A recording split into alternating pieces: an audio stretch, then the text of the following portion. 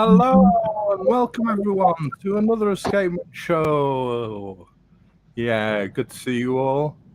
We've got myself, Thomas. We've got it's that way. Y2K.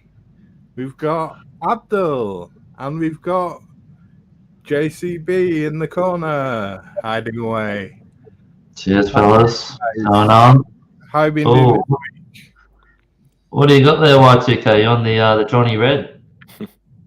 Nice one. Nice. Always an opportunity to celebrate with such lovely gentlemen and our lovely audience, as always, on a Saturday evening or afternoon. Yeah, I might have to join you for one. I've got a bit of a cough, so I'm drinking tea actually, some honey tea. Do a hot toddy, JCB. Do a hot toddy. Hot toddy. Oh yeah, what? Hot toddy. What's that? That's just tea, like tea with whiskey, right? Tea, full black tea with a shot of whiskey and a slice of lemon or lime. But you squeeze the juice into it, then you drop the slice of lemon or lime into the whole concoction, and your water should be boiling hot. Yeah. Okay. Okay. I'll give it. All right. I'll get it cranking after I finish this one. Hot toddy. Nice. I like it. Hot toddy. Look at that. Yes, hot toddy. Always good. Great stuff. Yeah.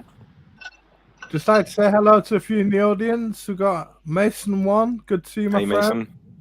Mason. And cool glass. Zippo. Here on time as always. Good to see you, my friend. Fellas, what's going on? Good to see you. Yeah. Everyone in chat. So, it's been a bit of an eventful week, hasn't it? Poor old Archie Luxury. He arrived back from New York. And, arrived back from America and had a terrible misfortune of finding his collection stolen. That was terrible. Yeah. Man, yeah, really bad. Like, I mean, love him or hate him. I mean, no one deserves to have that happen to them. You know, like, true. Have a break in and have your whole. It's his whole collection, bar one watch, I believe it was. Yeah, bar the Polar Explorer he was wearing. You know, you wouldn't wish it upon anyone, would you? No. Yeah, and basically watch collecting and the whole watch hobby was literally almost his entire life. He devoted to his YouTube work, you know. So it's really tragic for this kind of heinous crime to take place to anybody within the community itself. Yeah. Yeah. And especially like you're exactly right, Y2K. Like this guy, his whole channel, like his whole thing's about his watches and his watch collection. It's sort of like, and he's put all his money into it. And to have that taken, like that just must, like, it's just like ripping your soul out, you know what I mean? Like, yeah, it's just so bad. Like, yeah, I think obviously why the hell the watches were in his safe when he was traveling overseas for 2 weeks, that's obviously the big question. And you know, like like that, obviously there's an issue there, but still, I mean, what's done is done. Like, you can't go back in time and change it. Like, yes, they should have been in a bank safe or whatever, but you know, they're gone now. So it's just terrible. Yeah, I feel can only learn, right? Can only learn from these mistakes. Like, definitely, a collection like that shouldn't be left at home for 2 weeks, especially when people know that you are not at home. You know, like, especially a public figure. You're a public figure, you know, and everybody's watching you on social media. So you really have to be very careful about watch security. I think even house your own personal dwelling, in your own dwelling, you need to really safeguard. Beyond the watches, it's your loved ones who's actually living with you, with your valuables, that you have to be very, very careful about as well. Yeah, absolutely. Y2K. Yeah. Hey, Dodger. Yeah, hey, Dodger. Yeah. Dodger. I think Maison one saying there that he said that he ran out of time to put them in a safety deposit, but still, like, I mean, come on, you're going away for 2 weeks, like, you know, like, how long had he been planning his trip for? You know what I mean? Like, surely you could put in a 2-hour window into your calendar to go down to the bank and put the watches there. It's just, I think it's just pure laziness and you know, whatever. Like, what would it be? I mean, I don't know. Yeah, just laziness and just probably thinking, oh, she'll be right, sort of thing. Yeah, just, you know. Good point, actually, because at some point, just to share with everyone, I will do one special, very short stream about social media and the flexing of timepieces or any kind of luxury goods, especially even like bespoke shoes and shirts. And I'll do a very brief talk about how you should manage your own social media presence for security. Yeah. Yeah, good idea. Yeah, I've been thinking about that as well. Like, you know, just posting wristies and stuff. Like, you know what I mean? People know, if people find out where you live, like, that's it, man. It's all over. Like, you become a target. You know, you got to make sure you don't have any of your identification online or, you know, any of your personal details floating about. Apparently, Archie had his house is like on. You can Google it and it comes up like on Google Maps. Oh boy, that's very like that. Yeah, like it's crazy. That's not good. Yeah. Yeah, I think it's a great idea, Y2K, really, because you see a lot of videos now lately in London, in Barcelona, and a lot of cities here in Europe, especially. People just getting robbed blindly when they're walking on the streets, or even in their car. They just posted a picture somewhere with their RM, and then a guy on a motorcycle with a hammer just hammering on the window just to take the watch from their. Oh yeah. It's getting crazy. You're right, Abdul, and let's just consider that if any of us were to come out from an expensive shop, it's not like we march out with like 6 bodyguards armed with guns, you know, that escorts us straight into a car and off you go, you know, kind of situation. It doesn't work that way for us. Yeah. So, you know, each and every one of us have to be very, very street smart about how to ensure that you're kept safe, you know, your safety and your goods. Yeah, especially if you're wearing like a flashy watch, a watch that people knows, or even a flashy watch, a watch that people knows, or any Rolex with a bracelet, because people just see the bracelet and just know that's a Rolex. Like if you have, like when I wear my Explorer 2 on a rubber V, a white rubber V, I get some people like asking me, that's a nice iWatch. What kind of iWatch is that? Really? It's not an iWatch. Oh, it's Rolex. Okay, I thought it's an iWatch because of the rubber strap. I was like, that's good too. As soon as you see a Jubilee bracelet or fluted bezel, that's it. You can't. Yeah.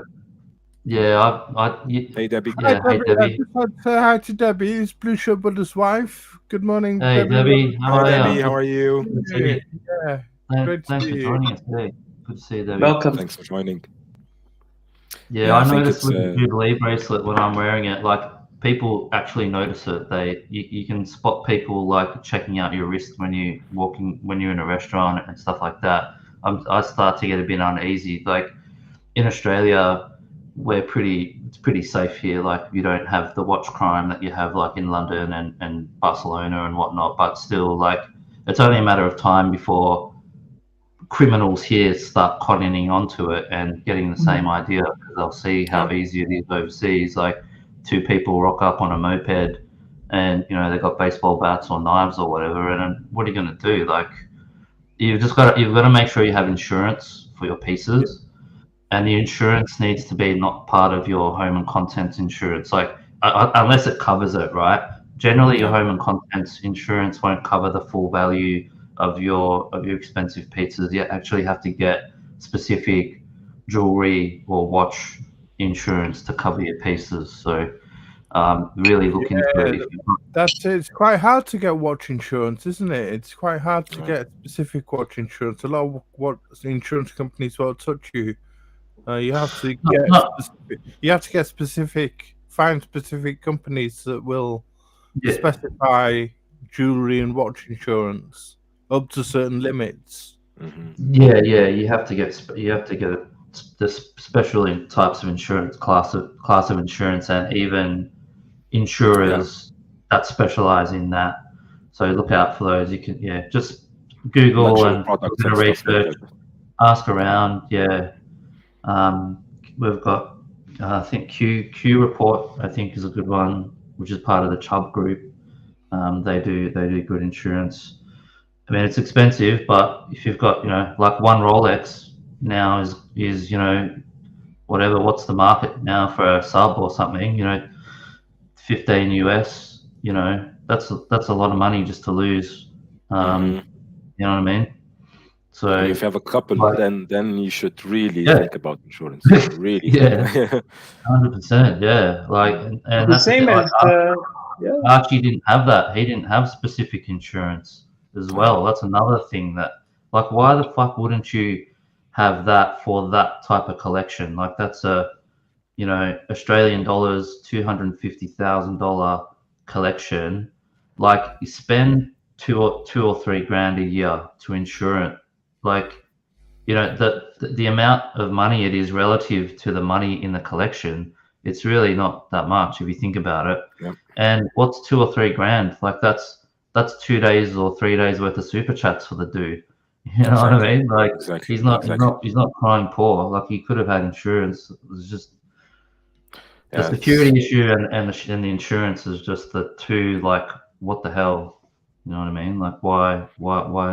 They're the two sort of big issues that we should be and the community should learn from. Definitely. From that experience, I think. So that's why. I think even Messon said in their previous comments that's a great segue to the subject of the stream today, where we are talking about pieces that if you will wear it, you won't get mugged in the street, because most probably people don't know these pieces, or they don't recognize them as high value pieces. Like they see an RM, they see a Rolex, they see some gold Omega piece or something like that, and they're like, okay, that's dollar signs that I can just grab and sell easily. But if you, I don't know, see a Moser, H Moser, most people won't know what it is, and Nomos as well, Parmigiani Fleurier, same thing. Exactly. It's not something. If you recognize this watch on the street, you will actually go talk to the owner of the watch, because then you're a watch lover. Then you're a person who loves watches, and you're like, hey, you're another guy who loves watches and loves this piece. Hey, why did you buy it? It's very cool. Can I try it on? But you will be never like thinking about anything else malicious if you know the piece, let's say. Yeah, the topic of the stream was overlooked and outrageously overlooked timepieces such as Hanhart watches, and we weren't specifically targeting Hanhart. We were just saying, as Abdul said, we're talking about watches which fly under the radar and you can wear sort of safely and feel comfortable with, and sort of not feel targeted by. And watches that fly under the radar that people don't pay much attention to, or if they do pay attention to, they aren't highlighted enough. They aren't highlighted enough in the community. Just like to say hi to JJ. Hey JJ. And, good day, Junior Dawson. Yeah, good to see you. Before we do that, get into the meat and potatoes, as Mark Goldberg would say. I think the other release that came out during the week was the Rolex. I think it's called the Deep Sea Challenge, maybe. Yeah, I think that's what it's called. Anyway, it's like titanium, 11,000 meter rated diver. Yeah, there it is, the Deep Sea Challenge. Yeah, I mean, obviously this watch is one that you're not going to wear it, right? It's not designed to be worn, when you're... It's 23 millimeters thick. Yeah, that's what I'm saying. Like, you're not going to wear it down to the pub on a Saturday night and have a few pints. You know what I mean? Like, but for me, I mean, I just love when brands come out with out there stuff. You know, like crazy shit. This is a perfect example of that. Like, they just did it because they could, and just the fact that it exists for me is cool. You know, I dig the innovation, I dig the technology, and all that sort of stuff. Obviously, I'm not going to go buy the thing, and you know, I don't think anyone really is going to be rushing out to go and get one. But the fact that Maybe it exists, Y2K would like one, right? It's yeah, a maybe like Hey, a really shocking Abdul, one. Abdul, I knew you were gonna say it. I knew you were gonna say it. I could sense it coming early. Yes, Abdul and JCB and Thomas and everyone's guesses. If you've watched our streams long enough, I'm tenacious to wear it down, but I'll wear it safely. But yes, I think it's very sad if, okay, logically speaking, if you spent a lot of money and that watch ends up in a safe, never sees the light of day, or just becomes a museum piece in a very safe part of your house. I think it will. Yeah. You know, so I wouldn't give this watch, you know, just simply being a safe. I would wear it out at least once or something. Yeah. Depends on who I'm gonna meet. Yeah. I think, but it's like it's that first step of actually, would you buy it in the first place? I think I think it's a collector's piece. It's a collector's piece that will be stashed in safes. It won't be worn. It'll be one of those things that people will buy to invest in and hold on for the future in the long term. And that's right. Yeah, for sure. I mean, it is a commercial release. I mean, it's saying it goes to 11,000 meters, and you know, more power to Rolex. But people are thinking that this is the deepest watch. This watch can go the deepest, but in actual fact, it isn't. Omega beat Rolex to it. Omega have actually got the record-breaking ultra deep, isn't it? Ultra deep, ultra dive. Yeah, that's 6,000. Yeah, 6,000. Oh, yeah, 6,000. You see the one on the right here? This goes to 6,000, but Omega in 2022 released this one. What the hell? It's called the 50,000. It's called the FOD X1. And this goes to 15,000 meters. What the hell? That's crazy. It's a dive computer watch already. Yeah, Almost like a look at dive how computer. Look at that. What's that, like 50 millimeters thick or something? What the hell? The Ultra Deep 6000 is on the right, and the FOD X1 is on the left.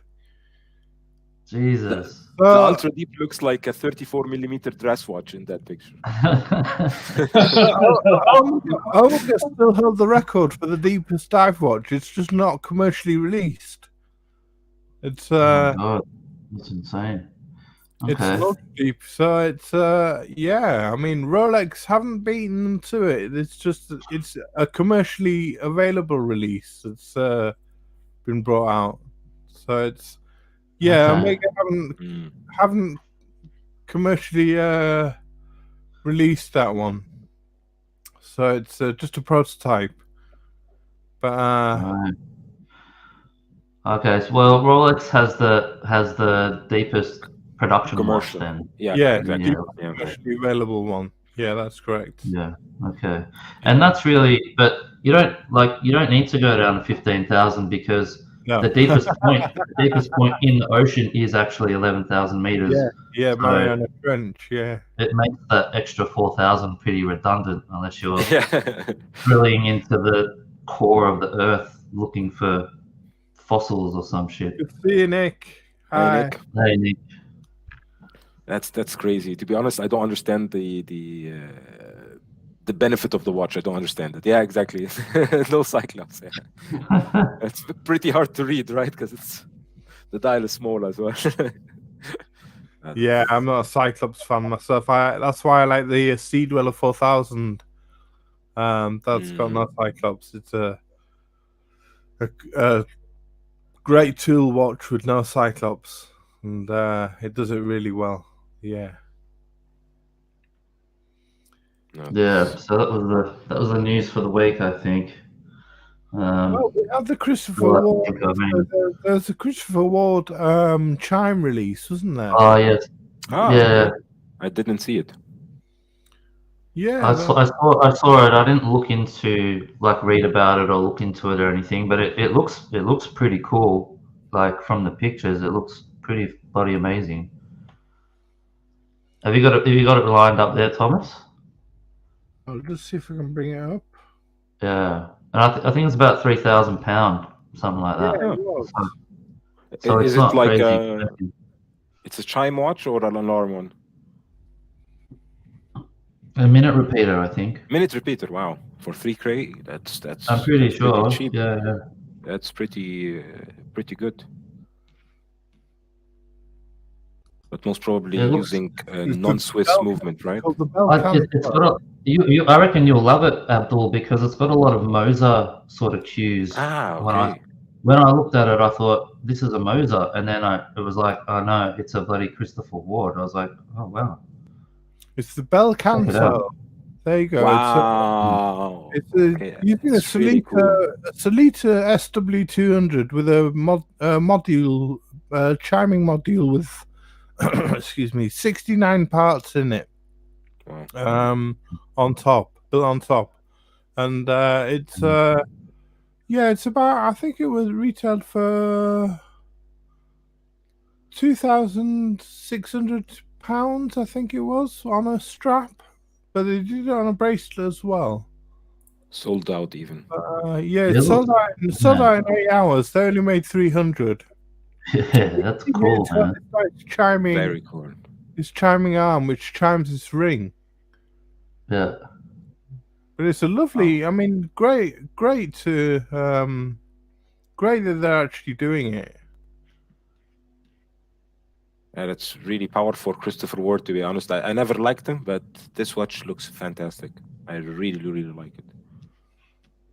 It looks something like you said, Moser would do, or maybe something like Grand Seiko artistic field would do something like really nice. Yeah, Mason says watch find a video about the Christopher Ward chime. Did a really good job in going. Thanks, Mason. Check it out. Yeah, check that out. Yeah, so there were a couple of releases of the week. And do you want to move on to the topic in hand? Let's do that. Like Mason said, it was a good segue into our topic. So, Abdul, you got some picks for your choices of unappreciated, outrageously overlooked watches. My first pick actually is the one on my wrist, and that's this one. Fortis. Oh yeah. Yeah, it's a Fortis Marine Master. Perfect, Tom. It's a Fortis Marine Master. It's a diver, so it has 200 meters water resistant, but as well works as a flieger. So I have a full loom dial. You have date in an Eastern Arabic dial, an ETA 2829-2 movement. So hard working movement. Screws for lug end links. So to close the strap, I use screws, which is pretty good. And I actually went diving with this watch several times. Even though it doesn't have a screw down crown, it has some kind of pressure gasket system. Then the more that you drop down, the more that the crown closes on the case. And I always get good remarks from people that are not watch people about this watch, because just it's my favorite legible watch. So every time I'm traveling somewhere, I'm taking this one because I can time stuff with the bezel, and whatever the lighting condition, I would be able to tell the time. I'm trying to make the image bigger. I can't seem to make the image any bigger. Sorry. Yeah, it's So it's an open case back with a what movement have we got in here? At 2829 Nice. -2. Nice. And I have this now since 7 years, maybe 8 years, and it's just working great. I contacted Fortis a couple of times because of the screws, because I lost some screws, because it has like very small screws, and when you put them somewhere or it falls over, you can forget about finding them. That and was a the only. foot dial as well. Yeah. I like that. That's my most favorite thing when going out at night.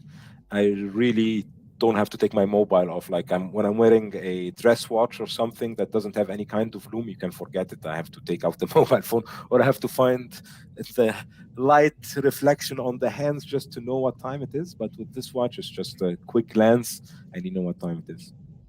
And this is actually my biggest watch also. This is actually a 44 millimeters watch. It's in diameter, but I have like a 17 centimeter, 17.1, and it actually wears okay on my wrist because it has like down lugs, so it just hugs the wrist pretty nicely. Nice and snug. Nice and snug. Yeah. Even though it's big, but somehow it's just very snug. It reminds me of like how Panerai Luminors were. Like it's 44 as well, but it just somehow hugs the wrist that it feels okay. And also, whenever you have a stainless steel colored bezel, that tends to it doesn't make the dial expand out. Like when you've got a black bezel on a black dial, it really expands the watch out and it makes it look bigger. When you have that stainless steel dial, it brings it all down visually, so it makes them wear and look a little bit smaller. Yeah, at first when I was buying it, I was like 44 millimeters, and that's outside of my range. But it's an Arabic dial with Eastern Arabic. I'll just buy it, and if I don't like it, I'll resell it. Definitely in Egypt, I'll find people who would like it, and I got it, and one of the watches that I never even think about selling, because it's perfect watch for traveling. I wear it everywhere without feeling any like 1 second that I'm afraid to lose the watch or something, because people will look and they're like, Eastern Arabic, that looks weird. Okay, it's not something that we know. It looks great. After that. I love Eastern Arabic dials. I love different dials of all sorts, and Fortis is a great brand as well. I mean, they do the Cosmonautis, which is used in space, and I mean, yeah, they're very underrated. Yeah, I agree. I'm a sucker for white watches, Abdul. I'm a sucker for white watches. White strap, white face, bezel's white. No, I'm a sucker for it. Yeah. I have it now on blue sailcloth strap, because it's the color of the company I'm working for. They have blue. So I've been buying a lot of blue stuff, as you can see, blue vest, blue watch. So every time I'm working mostly from home, but every time I visit or something, I'm wearing everything in blue, like a color code. It looks almost like denim from afar. If you see it from afar, it's like denim. Yeah, kind of like the denim material. Exactly, and it's water resistant. So washing your hands or anything, it's totally okay with the sailcloth. I wouldn't go so far as swimming, because it's in the back. It has like plastic material. Maybe it's water resistant, but I didn't want to try it out. I have NATOs that I swim with. Yeah, so just for the audience, our criteria were that we were to pick 5 watches that we thought were overlooked. So Underrated. Overlooked. Pick 5 watches, 1 that we each owned, and 4 that we thought were overlooked. So this is current production pieces as well, like watches that are currently available. Production pieces are currently available. Yeah, that's right, JCB. So this is Abdul's one that he owns. So yeah, a lovely watch, Abdul. Beautiful. Thanks. Thank you. Sporty and nice, really. Yeah, that was my first choice, because every time I'm traveling, I'm taking this watch. And other choices are watches that I hope someday to add to my collection, even though they are Sands of Time. How are you? Good to see you, Sands of Time. Even though they might be a bit left field, but they just speak to me somehow. These watches, they when you see a watch and you feel like, okay, I actually hate this and this and this, but on this watch somehow it just works. Yeah. And these are the stuff that I chose in the other watches. Yeah, lovely watch, Abdul. Thanks. So we'll move on to your next pick.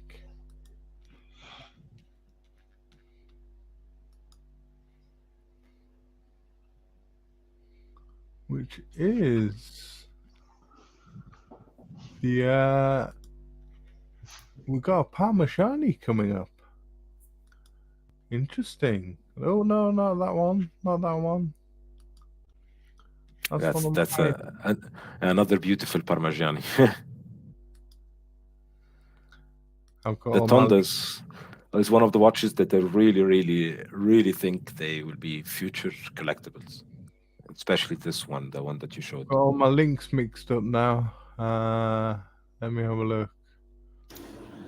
Anyways, just while Thomas is syncing up, just to bless our stream, I got a very nice piece just for our lovely panelists and our guests. And I think Thomas already knows, but today I happen to be wearing a very unusual piece.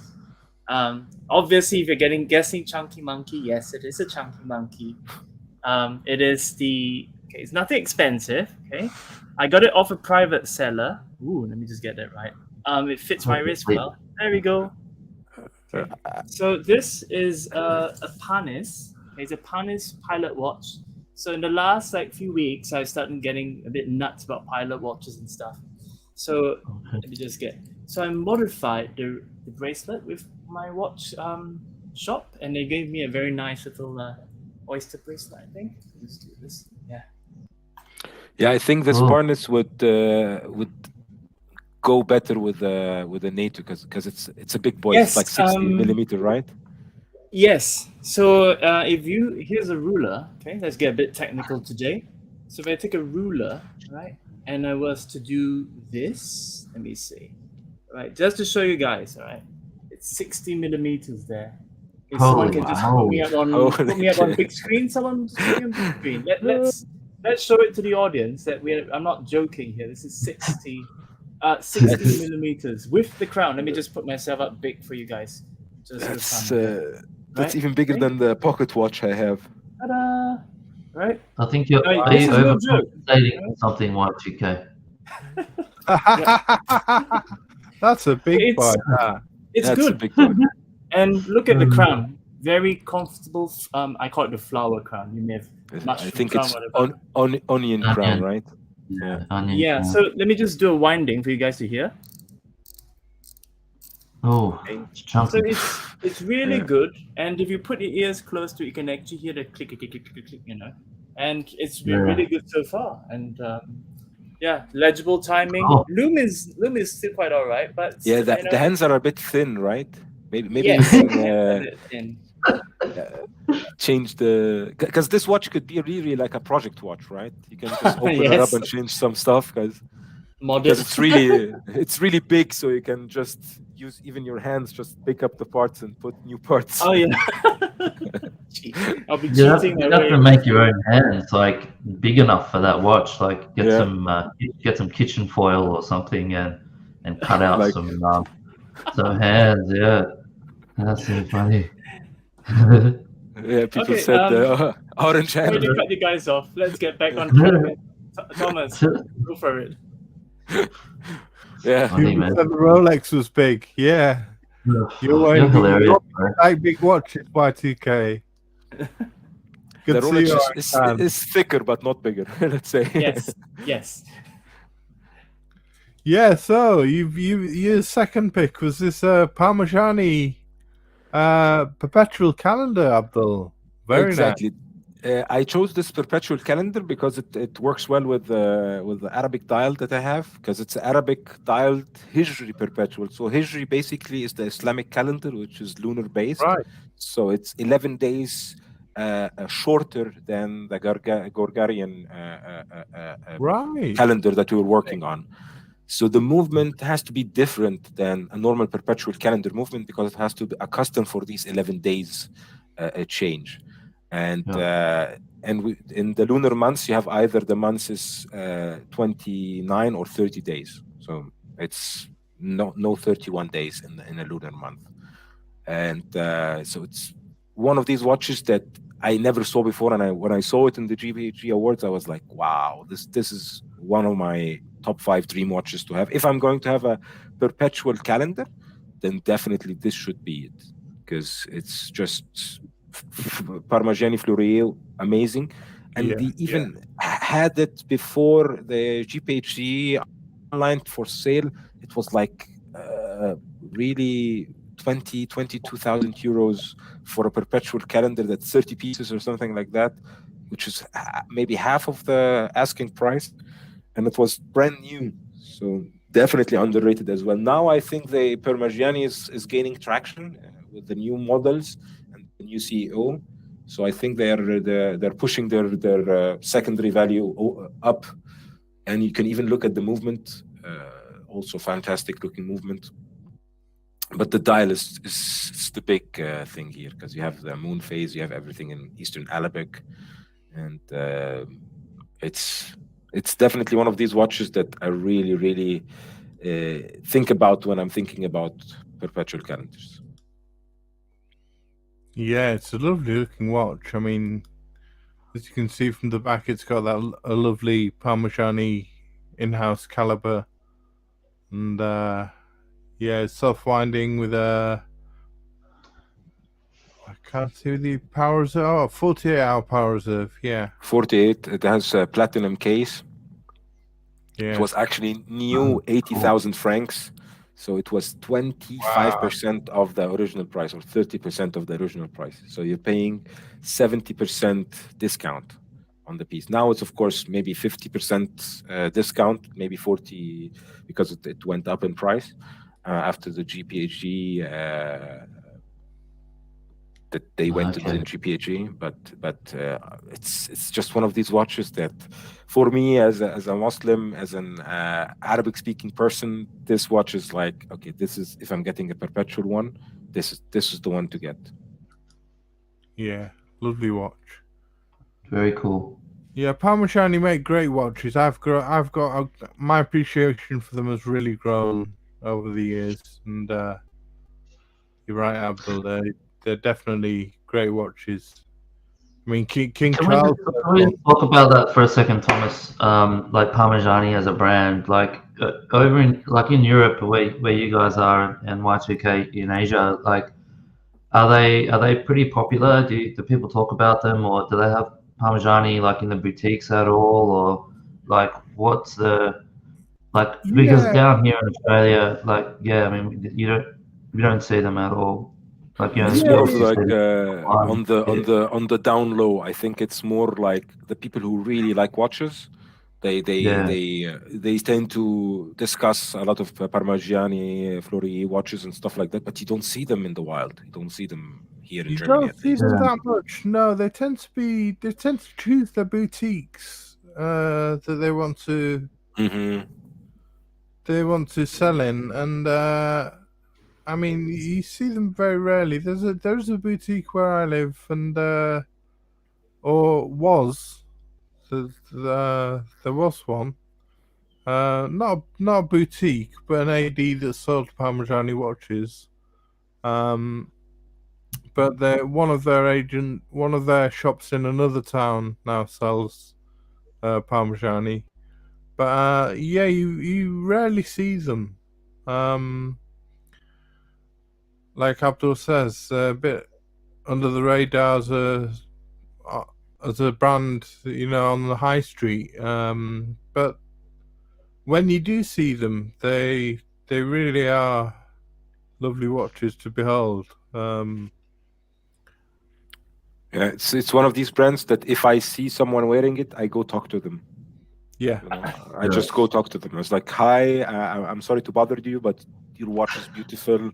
I wanted to know why did you buy it, and then they're like, okay, you know this brand, you know Parmigiani for it. I was like, yeah, I know it, and then we start a conversation about the watch, because it's not a watch that everybody when they get their let's say diploma, university, school, whatever, they always think about, I want to get a nice Omega, I want to get a nice Rolex. You can even say some people who are like, I want to get something elegant like a GLC or something sporty like an IWC, but you never hear somebody saying, I want to get a Parmigiani Fleurier for my new job or whatever, like it's not something. Yeah, like what I think Abdul is saying. Orange made a good point there. Sorry, YGK. Go ahead. Orange. Orange made a good point with King Charles there. King We're Charles, rocking the Parmigiani. that's possible. Orange and King Charles may make them popular.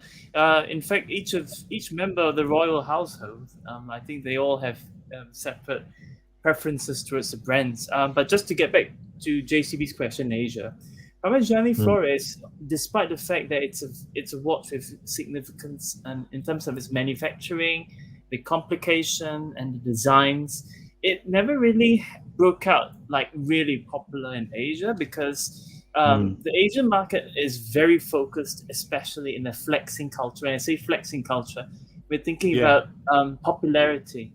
So in social media, in like Instagram, Facebook, so friends and all the even Asian people, it could be like Chinese people, Malay or Indians, they generally do go for a brand that they feel that has a lot of financial value.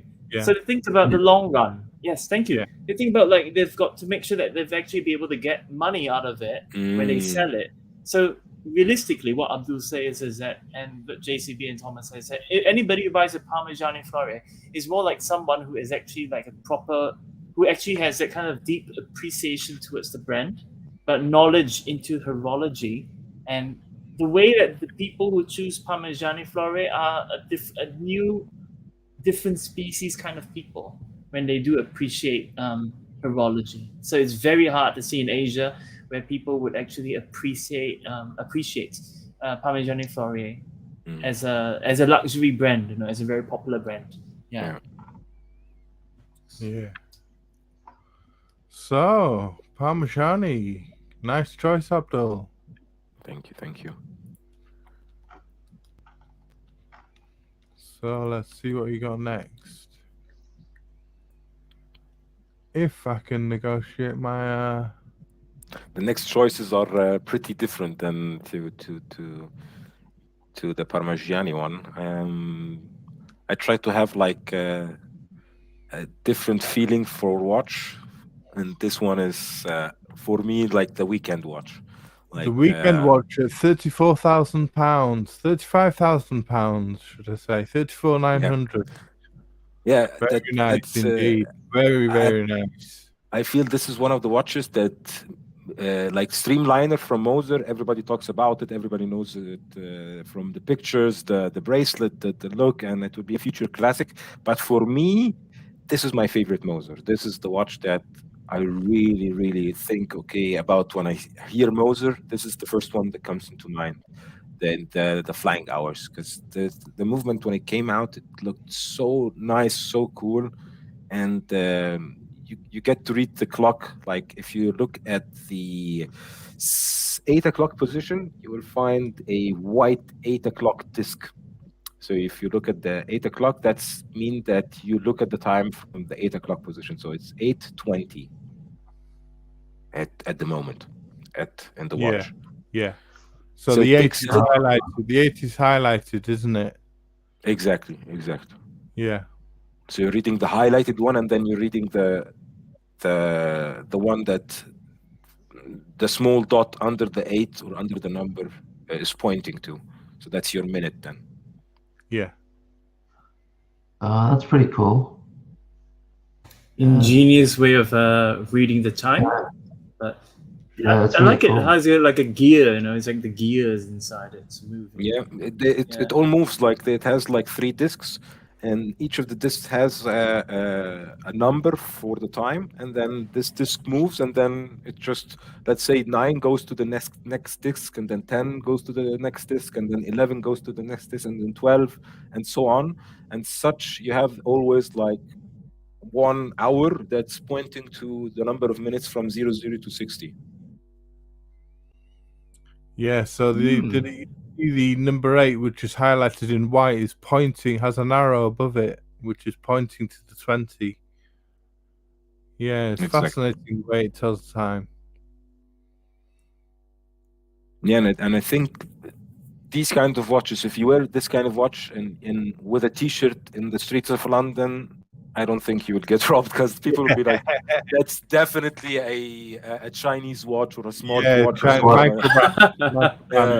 micro brand for a couple of hundred bucks with a quartz movement. It's not worth the hassle of going to jail on it." Yeah, it's very overlooked and underappreciated. I mean, the wandering hours mechanism, I love the wandering hours mechanism, and it's like her work and the Smoser, and just it blows me away. I just love the simplicity of it, but the complexity of it as well. Exactly. It's got two sides to it. It's just really lovely sort of way to tell the time differently. Really is lovely. Yeah, I think this is one of the watches that also, if you see it on the wrist of somebody, you just want to talk to them, to ask, "Hey, why did you get this watch? Like, what was your mindset when getting the watch?" Because it's a really cool watch that you don't get to see a lot on wrists on people. And only a specific kind, like what Abdul is saying, only a specific kind of person who actually does appreciate timepieces, urology, will actually take note of this piece, because it's something very unique and very different. We don't see this kind of configuration often. So there's only a few brands that are tenacious to do this kind of design, and one of them is Mosian's here. Yeah. Just a quick hello to Chili Badger. Good to see you, my friend. Badger. Hello.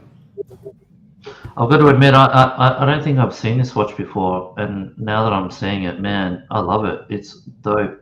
It's so cool, man. Great, really cool. Is it domed?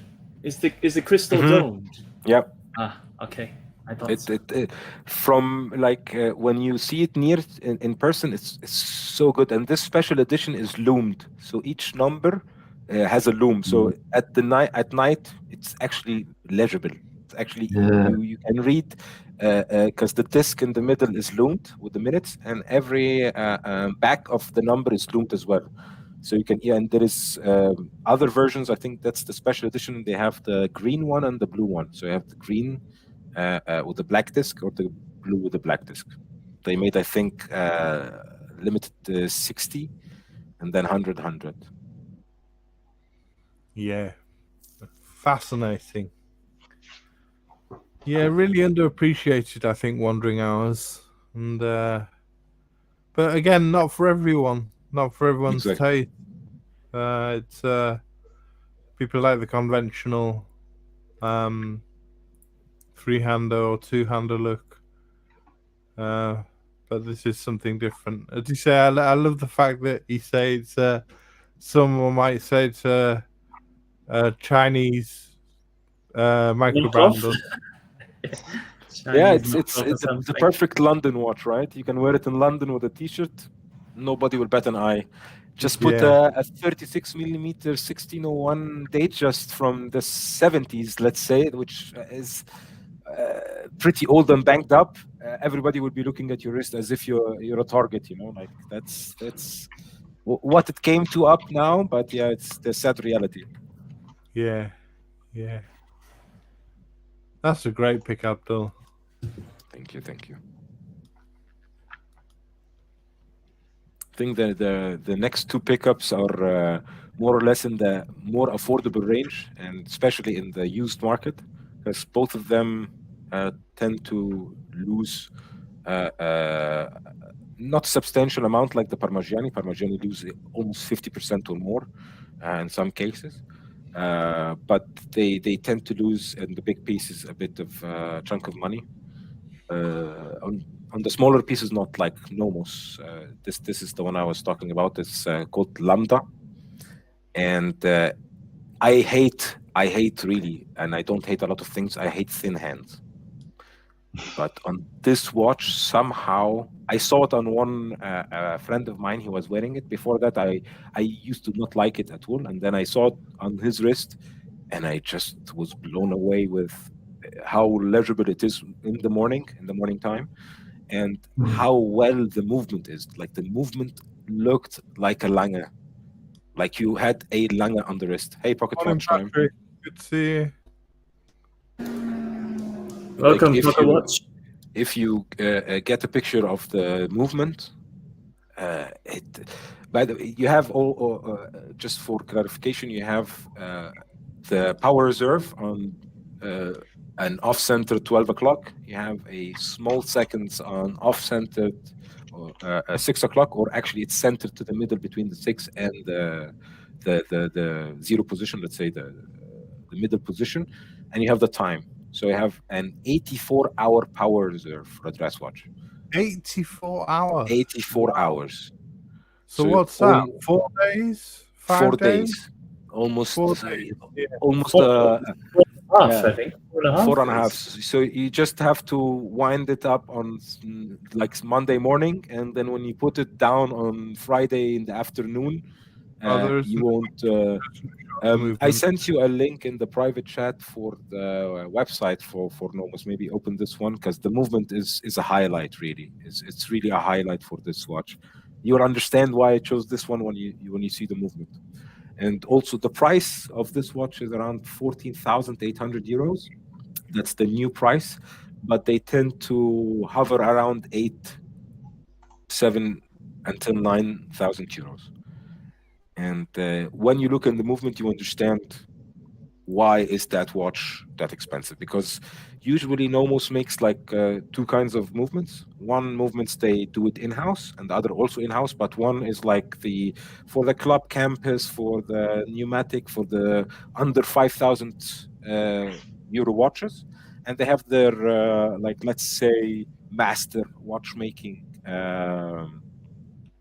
facility, where they make excellent DUW watches or movements, and this is one of these movements. I think they had also either a squared one. Just check I'll just the go second link. Yeah, I'll just go to that link.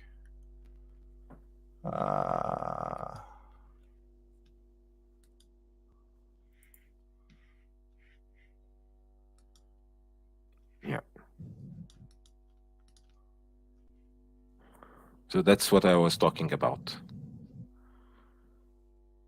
Like, it has like depth into it. When you look at it from the side, all these angled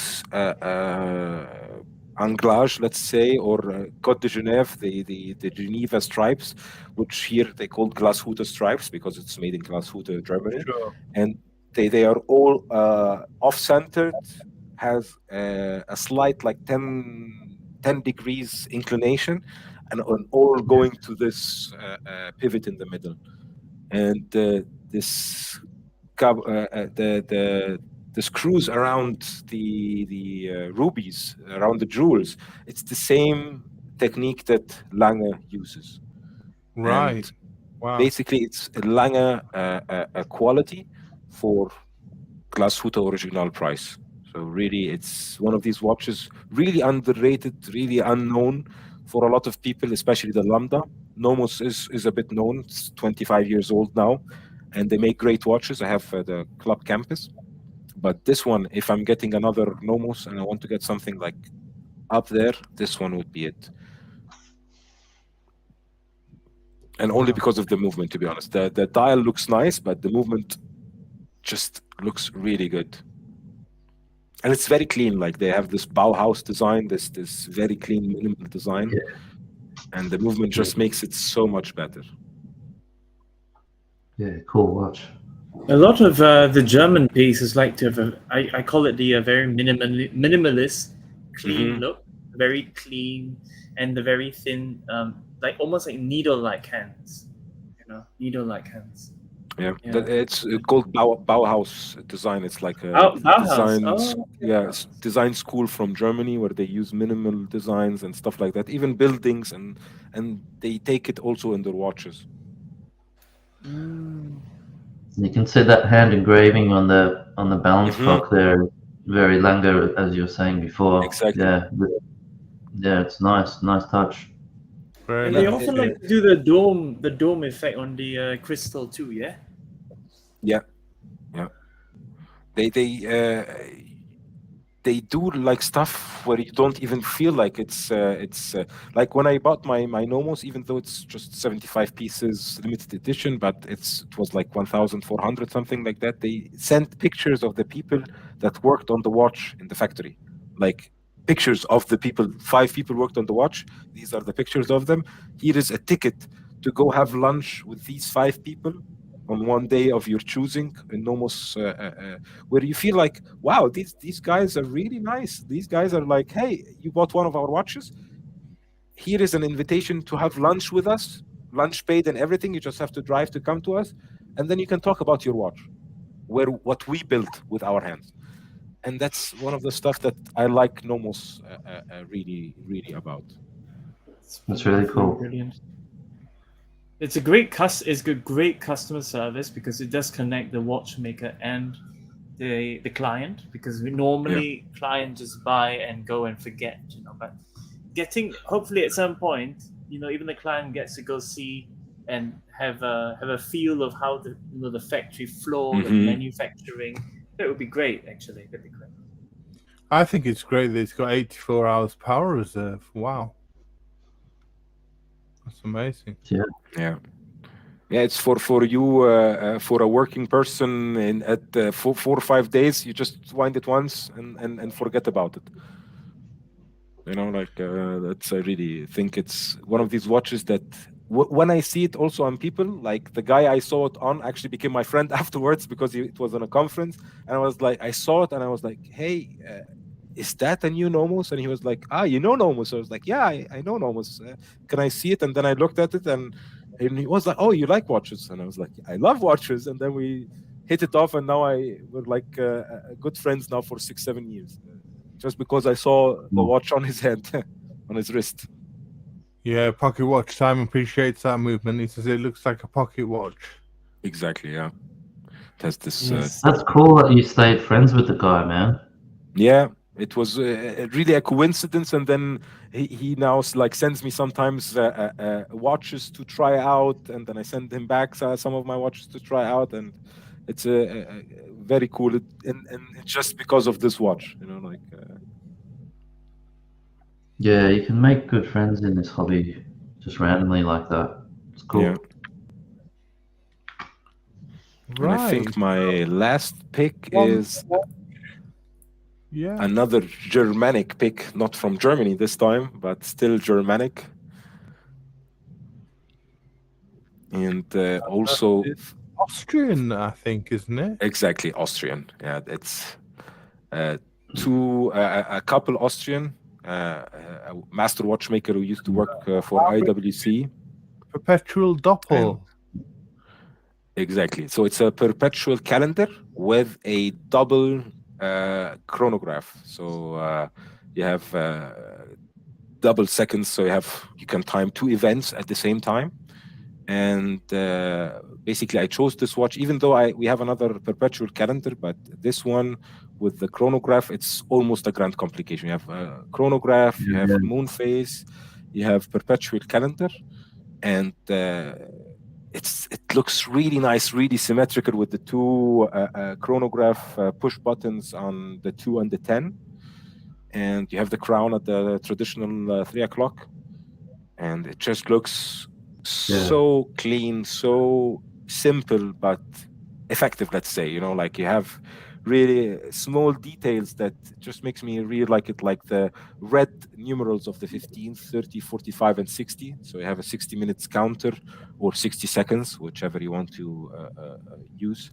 You have the leap year. You have the 1, 2, 3, 4. So the 1 is also red. You have small details like that really, really nice. And what I love about Harboring is that you can customize it to the max. So you can tell the Harboring couple, hey, I want a salmon dial, or I want this different color of hands, or PVT hands, or whatever. And they do what the customer wants, because it's just 2-man show or a couple show, like a man and his wife, the master watchmaker and his wife. And basically his wife is the one that answers the emails and answers the telephone. So each time I called them to ask about a watch, she was super friendly. She was like, yeah, whenever you want to visit us, the workshop, you can come, make videos there, everything, no problem, just tell us beforehand. Super nice people, super friendly, and also unknown. Like you don't you don't go to big stores and find Harboring, or you don't go on Chrono and find hundreds of Harboring 2 watches. It's one of these brands that you don't get to see it a lot, but when you see it, you find, wow, that's master watchmaker work. I think a couple of weeks ago, I pulled up a Harboring. It was a perpetual chronograph that they'd released maybe like a month or 2 months ago or something. And I'd never really seen the brand much before, but when I saw that watch, I was just blown away. I was like, man, this is cool, really cool piece. So this is a related watch. It's a double chronograph though, right? Yeah, double chronograph with the perpetual calendar moon phase. Yeah, this is basically everything they do. Like they have the Doppel Felix, which is double chronograph. They have the perpetual alone. They have also my second favorite after this one is the dead seconds pilot's watch. So it's a pilot's watch with the dead seconds. And they have even a chronograph with a COS movement, so crown movement, where you stop and start the chronograph just by pushing out the crown or pulling it in, which is pretty cool. Really? So you don't have even push-pull buttons of chronograph. So it minimizes all the excess, like buttons and stuff. Exactly. So they are also. It could be a handheld chronograph as well. You could take it off your wrist and hold it in your hand like a bullhead. Exactly. That's the idea, that you can even use it like this. You can use it like pushing like this to have more, like to time it more quicker. The only thing that I think people don't like so much about Harboring is the lack of finish. They have a very industrial finish at the back. Like if you look at the movement, on the front, everything is polished, everything is good, but on the back, they tend to leave the movement with very, you can see it on the right side, like bare minimum of finish, which I don't hate. From background here, I come from an engineering background, so I like to look at actually metallic parts and stuff like that. So it's, for me, not a big issue to have let's say here it is. Well, if it means you're going to save a ton of money because some person's not sitting there for 4 or 5 weeks doing hand polishing, then it makes sense. Exactly, you got it exactly on the nail. They are 2 people working in the company. He's the master watchmaker. He's doing everything almost on his own. So by not polishing, he saves maybe 30%, 40% of the time. He can make more watches, and you got the watch more quicker and cheaper. Yeah, so he must have some people working in the workshop though, right? Like 2 or 3 people. I think in his workshop not, but I think he buys parts from other people. Like he buys finished parts or like I know in his cheaper ones and cheaper, like more affordable pieces, let's say 5,000-6,000 euros. He has like maybe an ETA movement, which he then just puts away, takes every part that's not necessary out. So you see an ETA movement when you see. Is this an ETA movement? This doesn't look like an ETA, but it's a chronometer ETA movement, or at chronometer level, because he took all the unnecessary parts. He optimized the mechanism, and then he left it without any kind of big finish or something like that. On the bigger ones, he usually gets like a part of the movement. He makes it on his own and then puts it on part of the movement. So. Yeah, very well done. I mean, Yeah, very cool. It's just gorgeous. Movement is really, really intricate. The amount of fine details in it.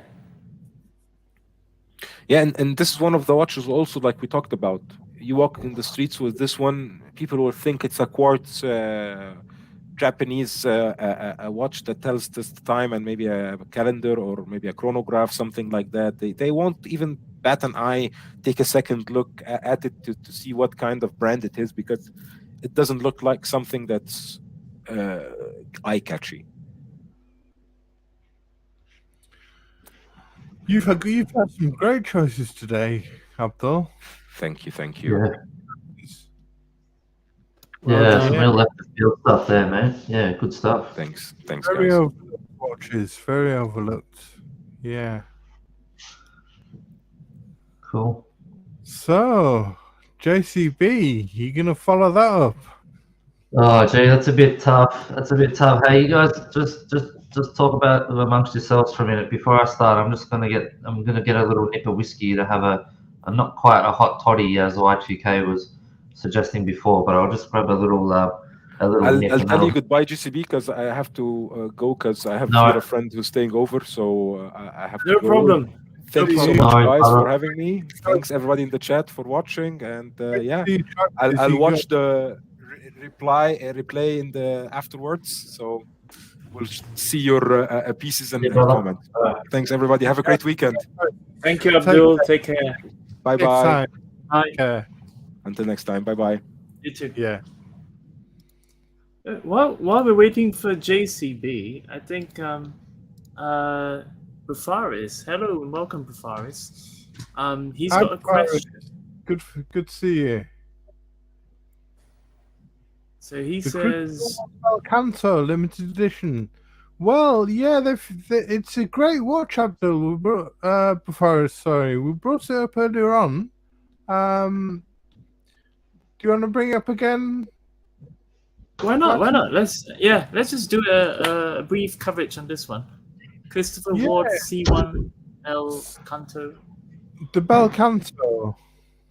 Do you want me to bring it up? Yes, please. Thank you. Yeah.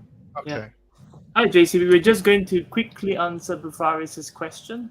Bufaris was asking, what is our opinions on the Christopher Ward C1 Bel Canto limited edition? Well, we pulled that up at the start of the show. I don't know. You guys go for it.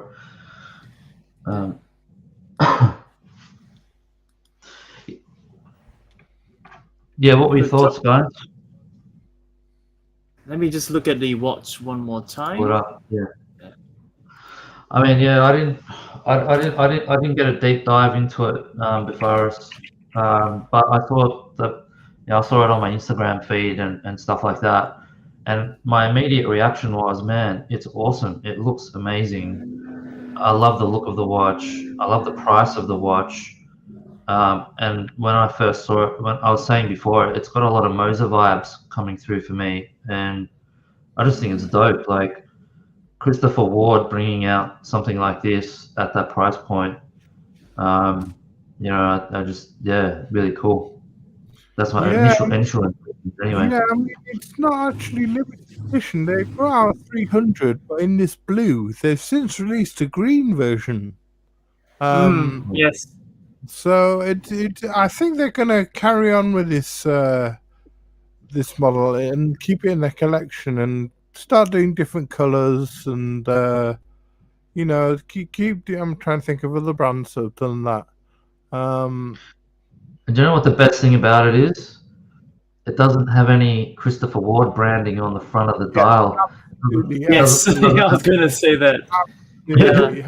Any branding? Yeah, hasn't got any branding. Doesn't have I mean, Christopher Ward Yeah.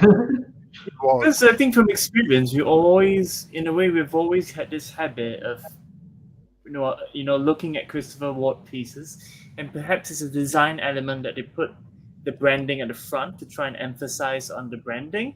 But with this kind of design, the C1 Bel Canto, it's really what you see here is actually Christopher Ward breaking out of their norm of just designing normal timepieces and going into they're very tenacious going into this range of piece, going into this direction, building a piece like that. It's very tenacious. So it's very hard to tell how the response from buyers would be, because I think we still need some time for this watch to slowly work its way to the buyer and people to feel how they're going to suit to get into it. I mean, it sold out in 8 hours. 300 of them sold out in 8 hours. I mean, it's a Sellita SW200 with a 69-part module built on top. So it'll be very serviceable. It's the module has been in-house developed by Christopher Ward, which is great news. Great to hear that a British brand is doing something more innovative. I think it's a great price point. They've knocked it out of the park, offering it at the price point they have, which is under €3,000, £3,000. Yeah, just to support you, Thomas, on this. So if you look at it, because Christopher Ward now ships to Asia and Singapore, so Christopher Ward is selling their limited edition Del Canto, the one with the green face and the green straps, at 4,925 Singapore dollars. So it's actually starting off quite well. Obviously, they still need a lot more marketing to be done, especially in the Asian market at this time. Yeah, Pocket Watch Time said the green one sold out as well. Was also limited to 300. I think they'll do limited runs. They'll do cognac or burgundy. They'll do a yellow maybe. They'll do all the colours that we're familiar with. And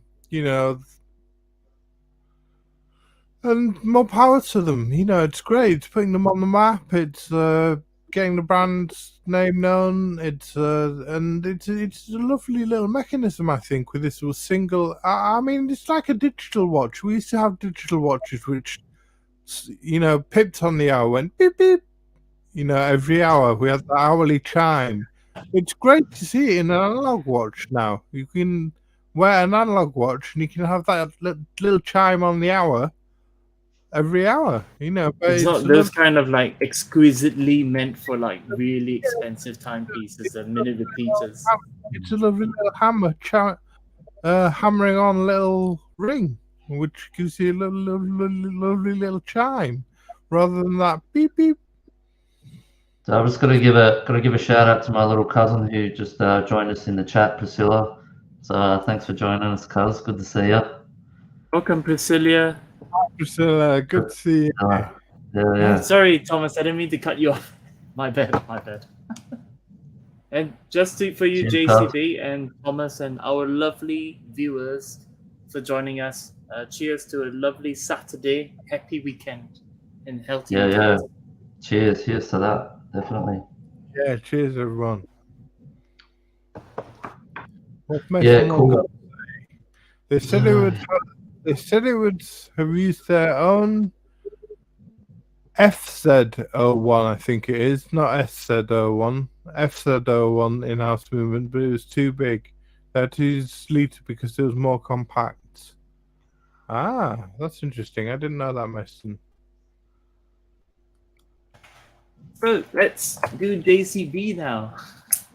Yeah, cool. Well, I think before I start, I think I'll probably have to preface this by saying that some of these pieces, they might not be totally, they're not as left of field as Abdul's, and they might not be as under the radar, but I'm giving you the Australian perspective. Okay, so in Australia, these pieces, generally speaking, Like you don't see them around.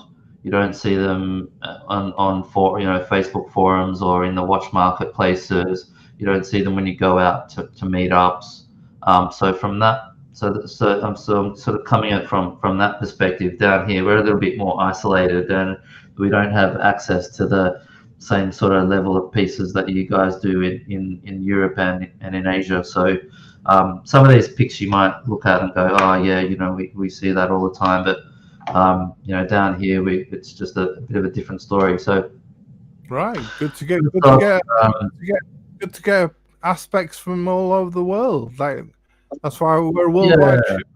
We're worldwide. Yeah, I mean, obviously with social media and YouTube and Instagram, it's like it's not, we're not totally isolated. Like you still keep an eye on what's going around in the market, but yeah, I think just like, for example, when you're walking down the street, you go into the shops, you don't get the same level of brands and so on. So I think the first brand, the first one we'll look at is GP, and not we'll talk about the Laureato, but just generally GP. I think at least in Australia, like no one talks about GP. No one even, you've got to be really super into watches, like a real aficionado to go to buy a GP, right?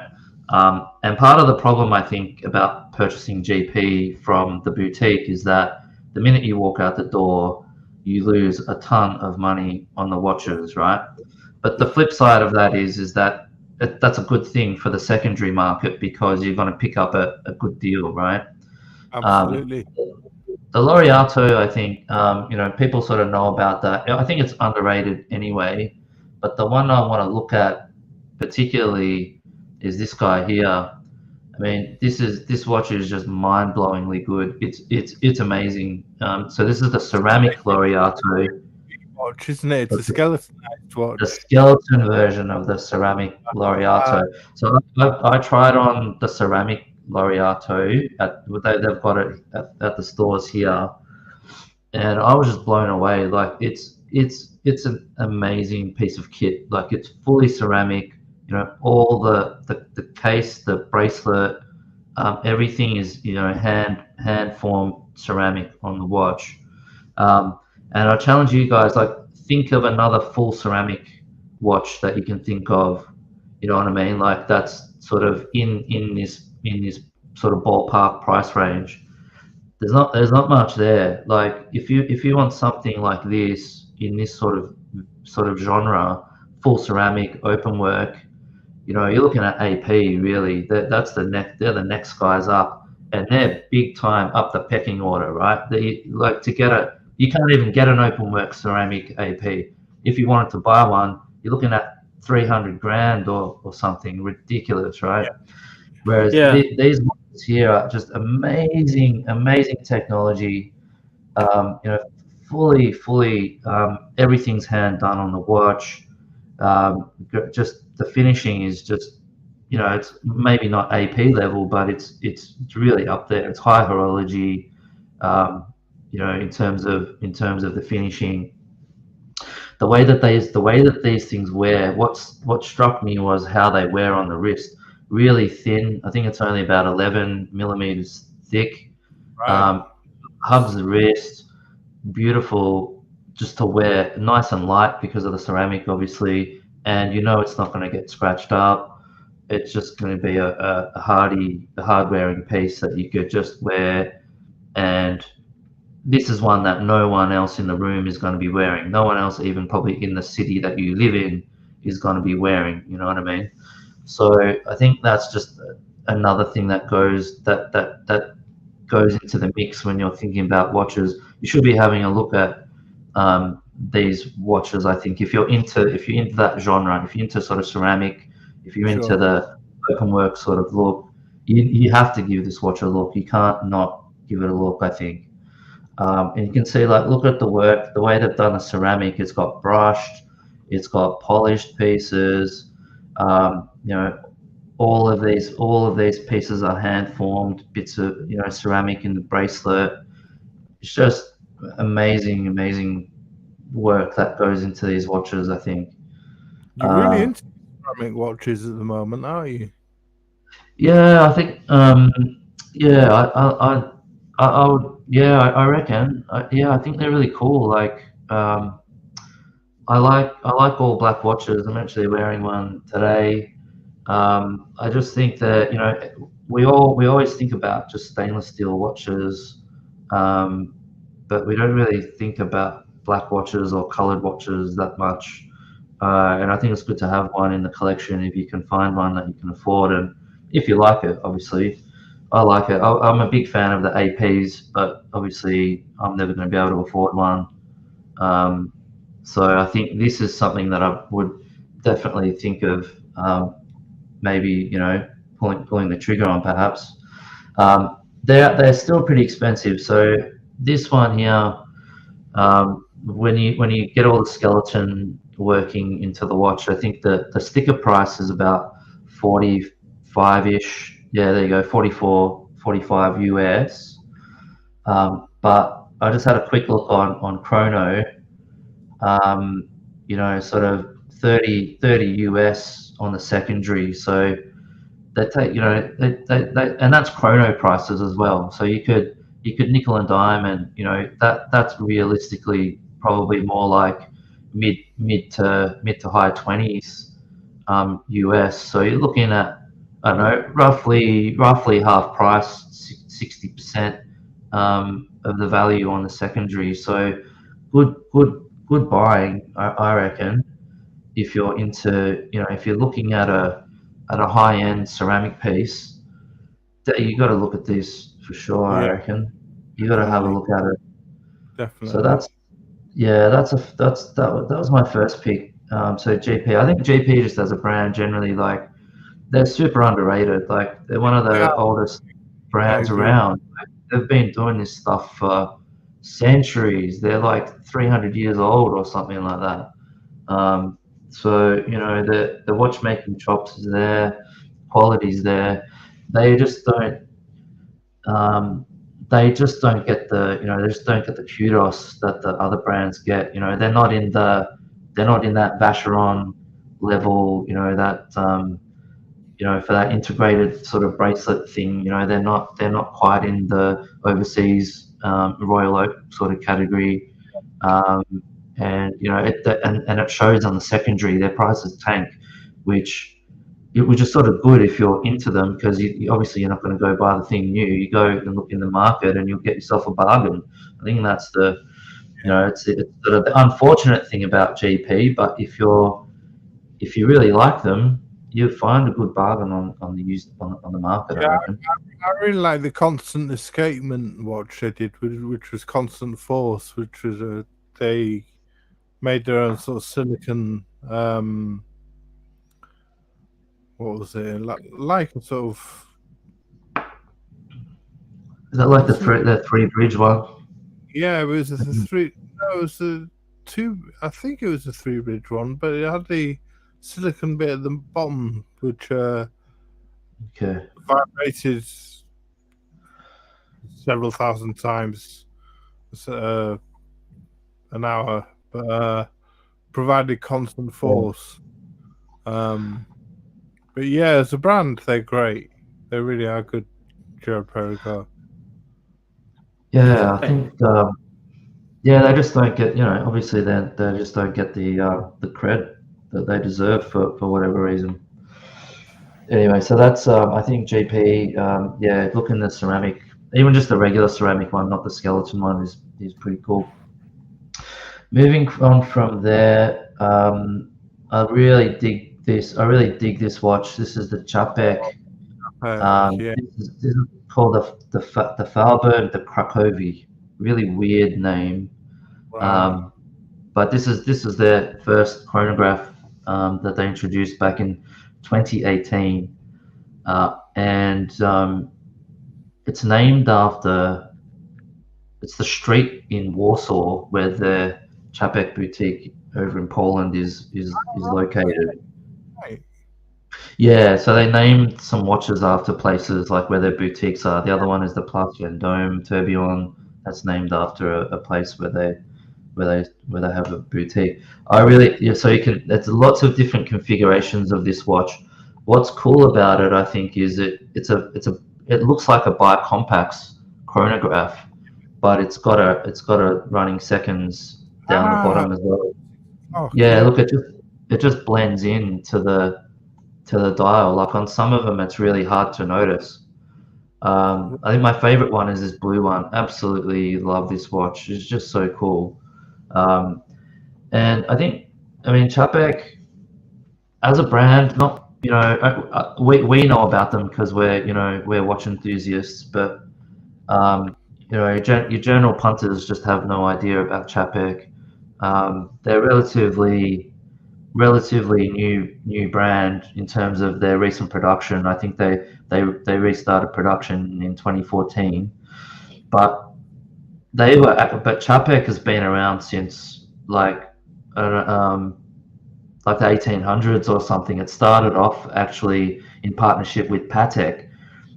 When Patek started, it actually used to be Patek, Chapek, and C.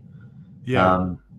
And obviously the Chapek piece fell away after some point, and they sort of disappeared. But then they were revived back in 2014. And this watch, this chronograph, was released in 2018. This was GPHG nominated. You can see it won there some little Salon Exceptional Watches Watch of the Year award there. Chapek's an interesting brand actually, because they actually don't manufacture anything themselves. They don't make anything. They design their watches in-house, but they outsource the manufacturing to their suppliers, which are generally, they think they're the best suppliers in the industry. For example, this dial is made by Metalum. Guilloche pattern in the dial. Metalum's one of the best dial makers around. The cases are outsourced. This movement's made by Voucher, which is, they made this chronograph movement specifically for Chapek for this watch. So they're sort of like, I see them as a sort of they've taken MB&F's sort of model and their philosophy, where they collaborate with the sort of the best suppliers in the game, and they you know what I mean? Like that's basically how MB&F started, right? I think I was mentioning this a couple of weeks ago. I won't get into the story again, but it's a similar philosophy. It's about, you go to the best people to get the best stuff that you can. You bring it in. You've actually designed it in house. You get it outsourced, manufactured. You bring it in house to assemble it and do all your testing and whatever you do. And then, hey presto, you come out with these amazing pieces. So I think this chronograph, I just love the design. I love the way that they've done the dial. It's really crazy. And I'll try and get a. So that's right. I actually spoke about this watch on my channel like about a year ago. I was like, man, I love this watch. And this guy was in the chat that day, AB from Watch Collecting Strategy, right? And a couple of weeks later, he got his hands on one and he did this review. So check out this review. If you're into this watch, he goes in depth looking at the piece. That's Watch Collecting Strategy, isn't it? Yeah, Watch Collecting Strategy. Yeah, that's right. Yeah, he's a cool dude, man. This guy, AB from Watch Collecting. Look at that. Look at the dial. It's a Guilloche. This dial itself is made out of like an alloy of gold, palladium, platinum, to make it hard enough so that they can do the Guilloche work that they do on that dial. So there's a lot of work in terms of the materials and the hand manufacturing that goes into these. Okay, Jude, good breakfast. Junior, later, bro. So yeah, really, I just love these pieces. I'm a chronograph guy, so any sort of chronograph, I'm going to be into. And look at the case.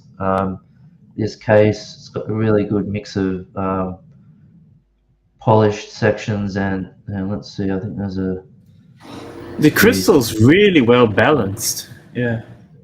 look at that, like that deep scalloping in the side with that frosted finishing there as well. Like it's just it was a fully out there watch. Like it's just, but it sort of looks traditional, but it's really out there as well at the same time. It's just unlike. There's just not. I just don't think there's much like it, really, to be honest. Just It love the doesn't piece. look like a chronograph because the pushes are so hidden, aren't they? They're so, Yeah, I know. yeah. JCB and Thomas, you're right. The when you played this video, I was like, "What's happening?" Oh, right, the chronograph's being activated, and the buttons are very obscured, very hidden. Yeah, the pushes are so flush with the case that Yeah. you don't realize it's a chronograph. I mean, you look at the subdials, but they could be a calendar or something else, and it's not until you actually realize that how flush the pushes are that it's a chronograph. Yeah. Yeah. So yeah, that's one of the design pieces there with the pushers. So, and this movement's amazing. Like I think it's 65 hours reserve. It's got all the good stuff like column wheel, vertical clutch, all that, all the good gear in it. So it's it's just a really really cool watch. The price is I don't know if this one sort of comes into the underappreciated sort of the value sort of proposition discussion, because these are quite low in production and you can't really find them much on the secondary, and if you do, they're kind of trading at about retail anyway, so you're not gonna find a good bargain on these. But I just think it's just a watch that Chapek as a brand and this particular chrono just doesn't get enough love as it should. I think it's just a really really cool piece. Lovely. So that's the Chapek. The next one here, I just really dig this watch a lot. This is a JLC. Yeah. Yeah, so this is a perpetual calendar, ultra thin. Yeah. Yeah, ultra thin, 9.2 millimeters, 39 mil diameter watch, enamel dial. I think it's one of JLC's finest watches, to be honest. I mean, it's super traditional, like it's a traditional dress looking piece. But this one with the black dial, I just think it's so versatile. It's just a beautiful machine, really. And yeah, no, these watches have a sticker price of about 40,000 Australian dollars, but on the secondary you can get them for half of that. I've seen them for about 20 Australian. So this is a really good watch to buy if you're into this style of watch. I would seriously consider this watch if I still wore a suit every day and dressed up to go to the office. I would definitely buy this watch, but I don't wear a suit anymore. We don't wear suits at our law firm really anymore. It's the dress code is a lot more casual these days. Yeah. You could still pull this off just with a shirt and jeans, no problem. But yeah, that's right. Yeah, I think that's right. Maison one, that was the white dial one, was it the Doctor Strange watch? Yeah, I'm pretty sure that's right. Great observation, Mason one. Yeah, I just think it's just a cracking piece, and no, yeah, you don't see this one around. Like JLC, everyone just is going to reversos these days. The Master Ultra Thin line just doesn't really get much love, I think, and Master Ultra Thin line. It's such a great line. The Master Control series as well. I mean, just great watches. There's so many watches JLC. You're right, JCB. There's so many watches that JLC do that get overlooked, and when you mention JLC, everyone immediately thinks Reverso, and there's so many watches in the lineup that are cracking watches. Really good watchmaking. And even You're right, Thomas and JCB. Like the Polaris within the JLC, which has many different versions and variants, is actually one of the models that are actually very much overlooked. Even though JLC pumps so many different colors and versions of the Polaris, it doesn't get the same amount of attention that the reversal gets. Yeah. I mean, just look at that thing, man. Just look at that watch. It's just like that will look good in 300 years time from now, when your great grandkids have that watch. It'll just look as good then as it does now. Like, this is a timeless, just stunning piece. I reckon it's just amazing. The dimension. Sorry, man. Oh, sorry, JCB, I interrupted. Just wanted to find out is the case 18 karat gold? Yes? No, this is stainless steel. This is a stainless steel piece. Okay. I think it's a lighting. Yeah, it's lighting. Yeah, yes, this is stainless steel. So yeah, not precious metal, but it's a perpetual calendar, ultra thin watch. So I mean, the movement. When this came out, 2016, there was a brand new caliber as well.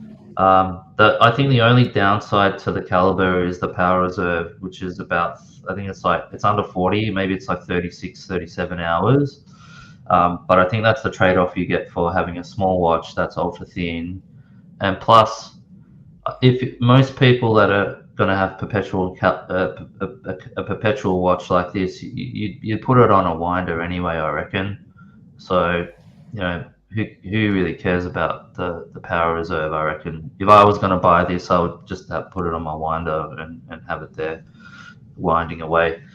So that's really the only downside. It's a little bit delicate as well. You can stuff the movement up if you adjust the pushers when you're in the wrong time. But just above the pinion, you can see like there's a little indicator here, which tells you when you're like in the danger zone for making any adjustments. So it does tell you, when it's safe to do stuff. So, that's probably the only other thing you just got to be careful about with this one. Besides that, I mean, I just think it's one of the great watches that they make, really, at that price on the secondary anyway. 20k Aussie, like what's that? US, like thought 13, 14 US.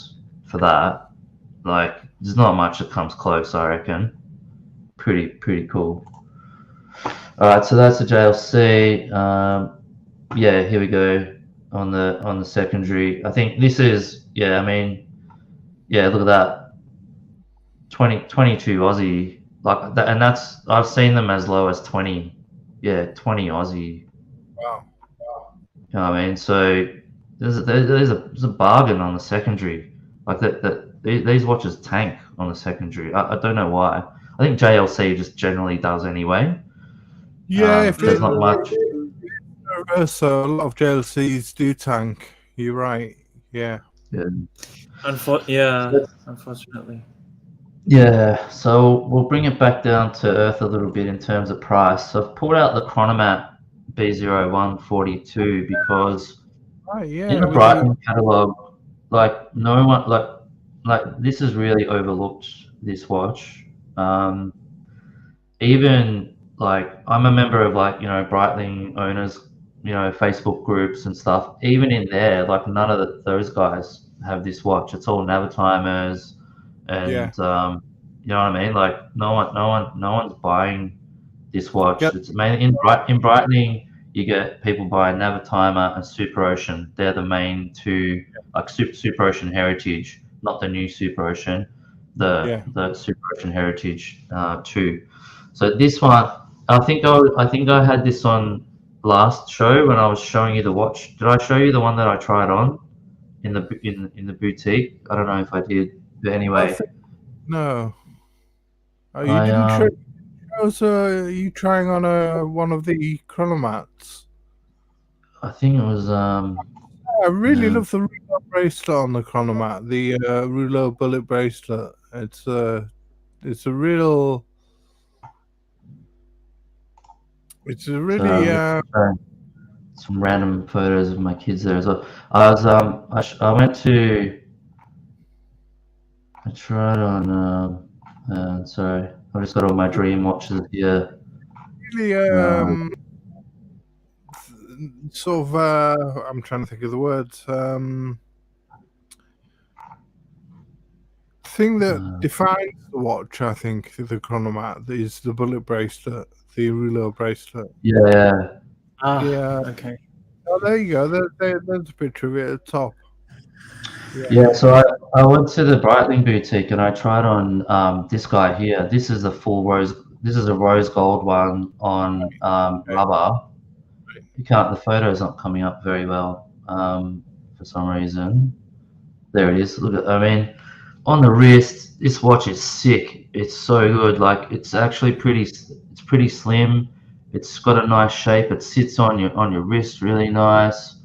It's just a cool watch. I just left going, man, the chronomat, that's an underrated piece. Obviously this one is super expensive, being rose gold, but I just think, the chronomat, the bullet bracelet, but even on rubber, Thomas, like on you put the you buy it on the bracelet, but then you buy a rubber strap as well, and it makes it a whole new watch. Like really cool piece. They've done the case, and the ergonomics of the watch is really good. Obviously, it's got an in-house Breitling, caliber, great movement, 70-hour power reserve, all the good tech in it, column wheel, vertical clutch, blah blah blah, all that good stuff.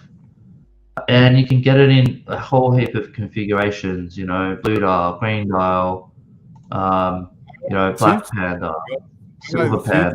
I like the two-tone a lot too as well. Two-tone's really nice. Yeah. Yeah, that looks lovely. I think. Yeah. Beautiful.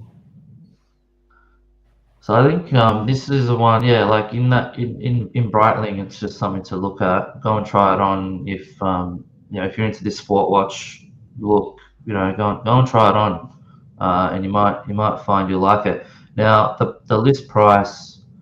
Okay, look at this, right? So for this one's crazy, man. This one here, look at this. This blue icy blue dial. Tiffany dial. It's a like turquoise like dial. It's turquoise dial. No, it's an icy blue. It's an icy blue sort of metallic type of one. It's got a platinum insert in the bezel. It looks like a Platona, is that what they call it? Like a Platona. Yeah, it's sort of kind of I mean, it's their sort of cheaper version of a Platona, if you like. This one's actually trading though. I think above retail actually on the secondary. So this is the exception. This one's the exception to the rule. This one's quite popular. But so I think the list price for this is in Aussie, right? 11,890. Now if you go into the secondary, right? Look at that. It's like it's just over half price. So it's like that you can pick them up on the secondary for that much. And again, these are chrono prices, so you'd be nickeling and diming and getting that down to closer to 5.5 maybe. So this is these undervalued watches. It makes sense to look on the secondary because you'll find some bargains there. You know what I mean? Like, it's pretty cheap, man. It's pretty cheap considering what you're getting. Like, you're getting a B01 caliber, and you're getting a unique looking watch. Not many people have these. You've got something different on your wrist, So I think it's just a cool piece to look at. I gotta say one about the chronomat is, whether or not if it carried the Platona look and everything. Truth be told, right, I really like in the Breitling line, the chronomat is one of the few pieces, aside from the Navy timer, that I really like the way that the watches look big, clear, and there is this heft to it. And there's one, if I'm not wrong, there's one chronomat on the bracelet just to the 6 o'clock, just beneath the bracelet. They actually have one more. I would call it like an extra little clock. There's one. Right in there. Has it? I can't remember. It's at the tip of my tongue. But if you know what I'm saying, JCV, there's one with a little clock at the bottom, and that one is actually one of my lovely grails. Actually, I've been thinking about. Oh yeah, there you go. Yeah, that's the one. Super chronomat. This one's called It's the super chronomat with the UTC module. Yeah, that one there. Okay. Oh, right. Yeah. This is what I actually very much like. Yeah. Yeah, so this is a little quartz. This is a little quartz clock that they have, which was there back in that. I think it was maybe I'm gonna say it's the late 70s or early 80s. They brought it out as part of the chronomat line, so it's obviously giving pilots a second time zone. And then it fell away, and they didn't bring it out. And then they just recently released this UTC module in the super chronomat. I'm going to say 2 years ago. I'm going to say it was probably 2 years ago. Yeah. So really super cool. So this is the watch I'm talking about is just called the chronomat, and this one's called the super chronomat. So this one's a bigger watch. It's bigger. Yeah, 44 mil. It's a lot chunkier. This one's sort of the next level up. It's got ceramic bezel as well. It's a lot more beefier one. This one. Basically, it's a beefier version of the standard chronomat. Yeah. This is the one that you want. This is the one that you buy. Yeah. JCV reads my soul already. That's why you like it. Yeah. So that's they're my fourth picks, and my other watch that I have. I don't have any like current production pieces, except I've got one, which is like the most overrated, like most overhyped watch in the world. It's not it's not undervalued. Not really an overlooked watch, is it? Yeah, it's not overlooked. So the other I sort of have to cheat a little bit. Like I don't have current production, but this guy, when I was thinking about this topic, actually, this is the watch that sort of spurred on the thought for this topic, and this is the El Primero. Yeah, it's the El Primero Captain Chronograph. It's called. Yeah. So this came out of production in about 2018. It was in production from about 2005 to 2018. I'm going to say something like that. So it had a fair. I think it was around 2009, 2010 to about 2018. So it was like maybe a decade or so of a production run. So there's actually quite a few of them out there. You can pick them up, and they're really cheap.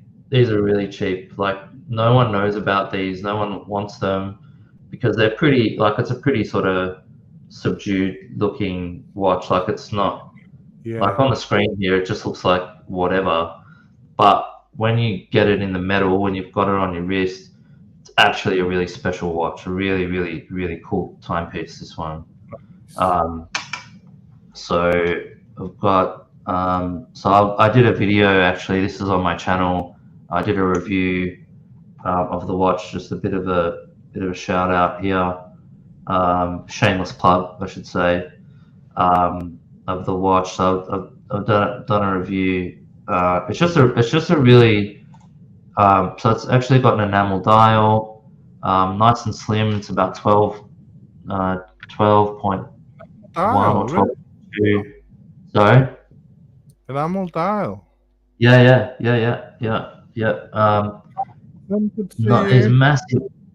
These massive. Hey, Jonathan. Yeah, there's Jonathan. Yeah, Jonathan. Yeah, I'll show you that one in a second. Actually, that's a cool piece too. Same sort of vintage as this. This is the more dressy version, and I came across this by accident. I was just looking on the Zenith website, and this was on there at the time. It would have been about 2015-ish or so, and it was on the website, and I was like, damn, that's just so nice. Like it's so, like it's just not one of those crazy out there Zeniths with the tricolor dial and the open heart. It's just a watch you can wear with a suit and just under the radar, just a nice piece, you know what I mean? Like something that's not too flashy. It's just a cool. Yeah, if you're into chronographs, I think you got to have it. You got to have an El Primero in the collection. Oh yeah, definitely. I'd rather have an El Primero than Yeah. with you. Yeah, I think you've got to have one in there. They're great watches, great, you know, and the movement really has remained unchanged since '69 when it came out. Like, sure, it's been upgraded and it's had some tweaks here and there, but King of chronographs. I mean, yeah, both like massive the basic chronographs. architectures of the movements just stay the same. Like it was a genius movement when it came out, and it just has stayed that way. Now they've got, you know, different ones like the 1/10 of a second move, you know, additions to the El Primero, but the basic El Primero has just remained the same for that long. Like it's a killer piece, killer movement. So and look at this, right? So okay, the watches now. This is in US. I think this is US prices. You know, that's sort of what you're looking at, like $2.5 US. You can pick Is that these all? up for. What? Yeah. This is current prices, like chrono. So I thought I would be looking about $4,000 or at least 5,000. That was really wrong off the numbers. Really wrong. Yeah. So my one I got off the dude. He wanted like 6K, but because no one he had it on eBay for weeks, and he didn't get anyone coming up to him because no one knows about it. No one wants this watch. So I nickeled and dimed him down to $4,000 Aussie for this one. So that's like Wow. about 2.5, 3 US, which is right on the money here that you can see on the screen. So, you know, like fuck all for one of the great chronographs of all time. Like really, it's hard. This is just a really hard watch to beat, and you'll. I've got to receive my comment about Zenith being king of chronographs because Jonathan's chipped in and said the datagraph's the best. So okay, Jonathan, I give you. Well, for a datograph, you got to add on what, another like 2 zeros onto the price. I think. Different class already. You're really you know none of us can afford a datograph. I'm speaking for myself, but I don't know about you guys. This is the one that Jonathan's talking about here. This is so it's similar vintage, the Pilot. So my one was called the Captain. This is just called the Pilot. Very creatively titled name for the watch.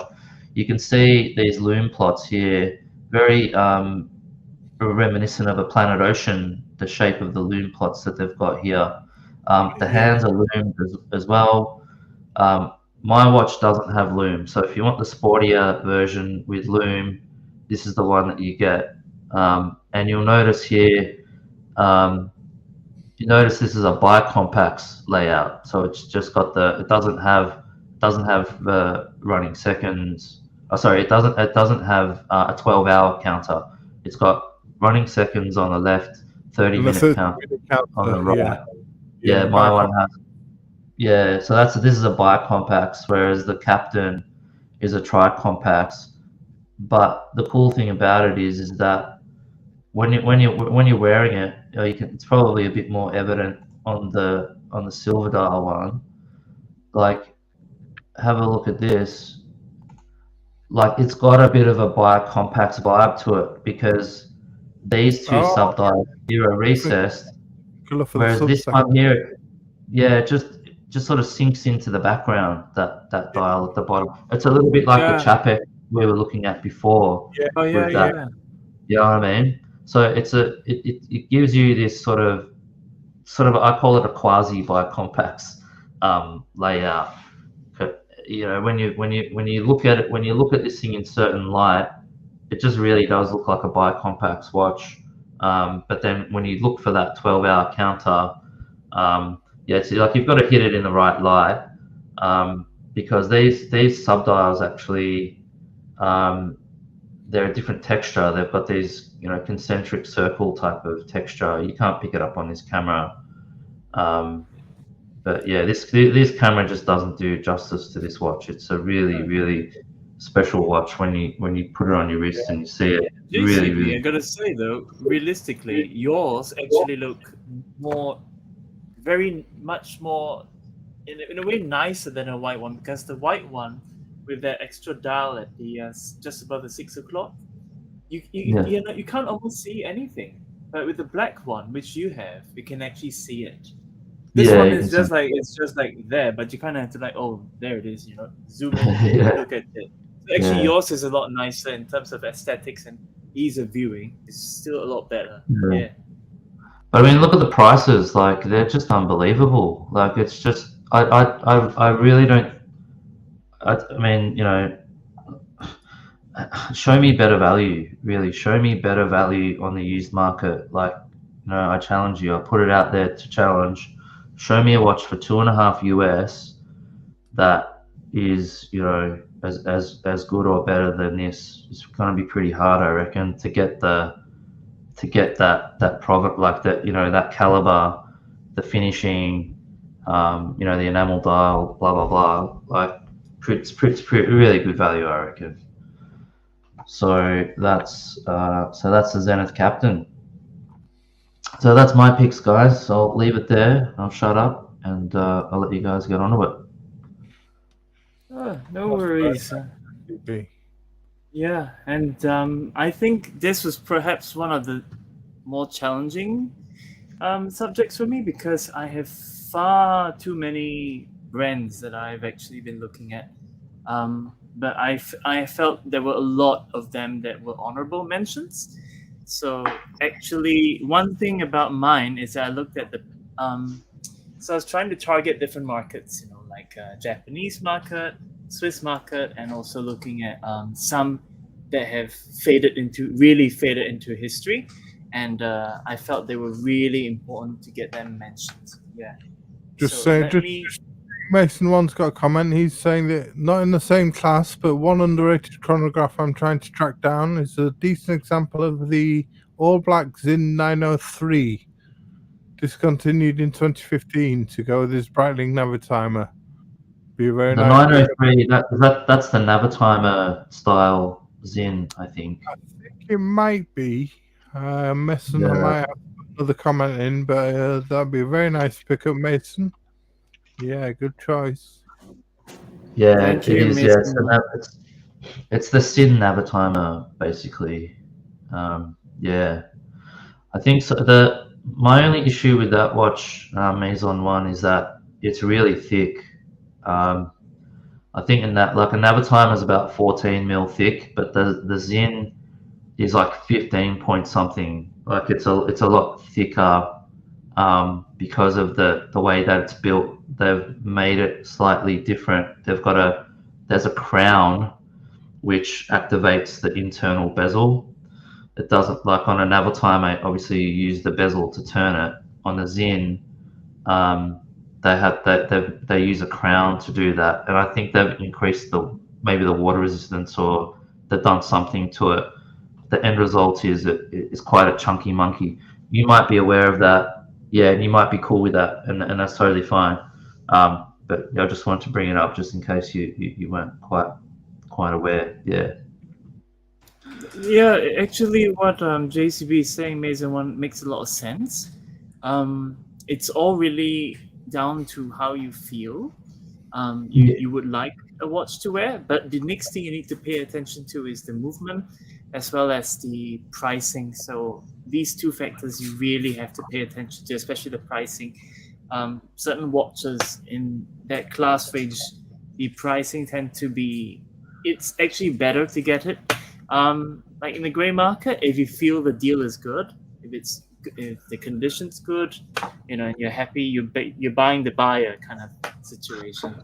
Yeah, I think it's a good companion piece for the Navitimer, though. Yeah, definitely. Like, You got the two. It's a bit of history. The Zen 903.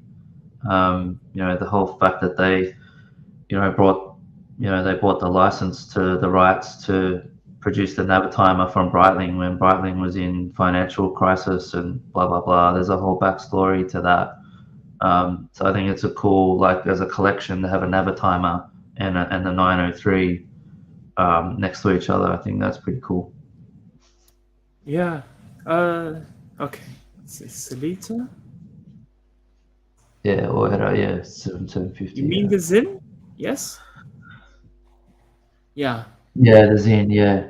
All right. Yeah. So yeah, it's either one of those, I think, is it? Yeah, it's using one of those movements. So I think it's down to buying the brand already, Zin and all these things. But a lot of, like, you talk about Navitimer and Great stuff to a be lot had of. from Sorry. great stuff to be had from Sin. Yeah. Yeah. And the thing about chronographs is they're not really good for water resistance wise. So most chronographs are, if lack thereof, having good water resistance. So don't play with water in chronographs. Yeah. Yeah. Yeah, Navitimer is one of the worst. 30 meters, man. Guilty as charged, even though I love them every time. Okay, guys, I will get going because I know that we are running 2 hours already, and I'm sure people are tired and stuff. So I'll just get through my list where I can. Let me see where we are. Here we go. So, can you guys see my first one? Which one is it? Okay, so the first one I wanted to carry to you guys and bring it to you guys is called the Orient. Okay, so it's not a very popular brand, especially for watch enthusiasts. Orient is sort of like almost like the subsidiary of Seiko, and people tend to feel that Orient's not really there, and I feel sometimes in a sense a bit pitiful and sad, but in terms of the Orient itself, I can only tell you that this price, I've actually seen these few, tried them on, and they're actually quite unique in its own class of its own. And the pricing, let's talk about the pricing first. Which one are you going for, Y2K? Which one am I going for? All right, so I think this one. Yeah. Can you see it? The world map. Yeah. Right. So, sorry, yes. So this series is a series of watches of Orient. It's called the World Map, okay? And the World Map basically, obviously, is kind of like, I don't want to use a poor man's kind of. It's very sad, especially if you are watch fans, and then you like Orient, and then someone says, "Oh, it's a poor man's." It doesn't. To me, I don't like to use that kind of words because I think you buy and you pay for what you can afford comfortably at that range, and no one should say it's not really there. But I've actually tried this on, and of all the ones I've seen, I felt that the blue one, which you've seen, is it this one? Hold on, go back a bit. Yeah, so I think this one. It's like some kind of vintage Seiko, if I'm being honest. Sorry? It looks like some kind of vintage Seiko, if I'm being honest with you. Like from a distance, it's got that bell shape with the blue. Oh yeah. Just sort of giving me those sort of vibes. Excuse me, it seems the internet's gone a bit wonky today.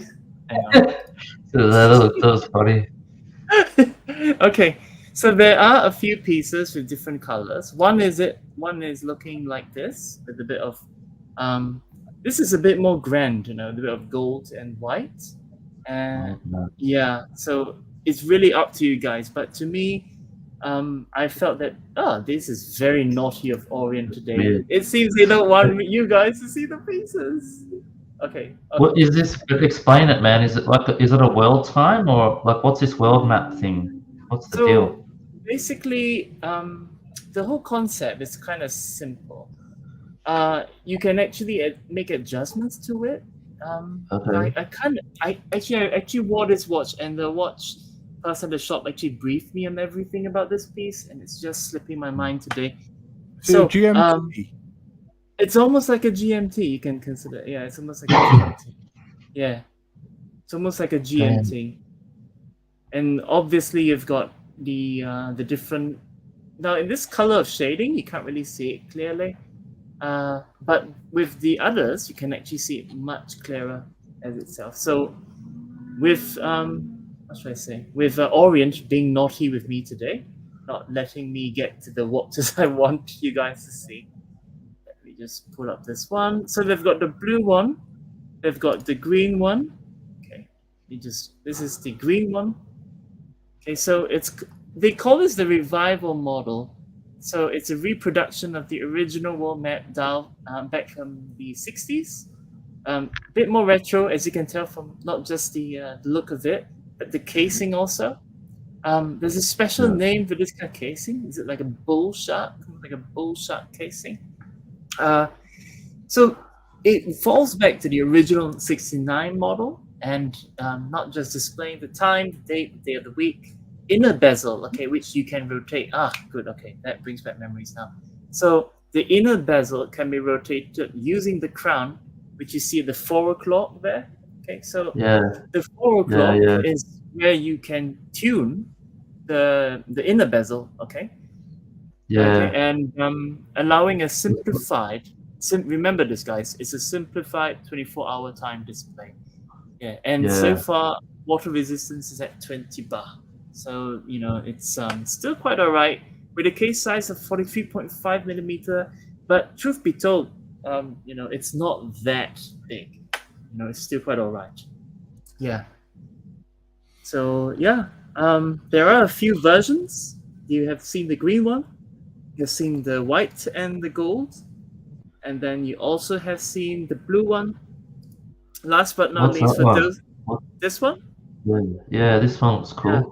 So this one is actually, I've seen this one in the shop, which I went to see.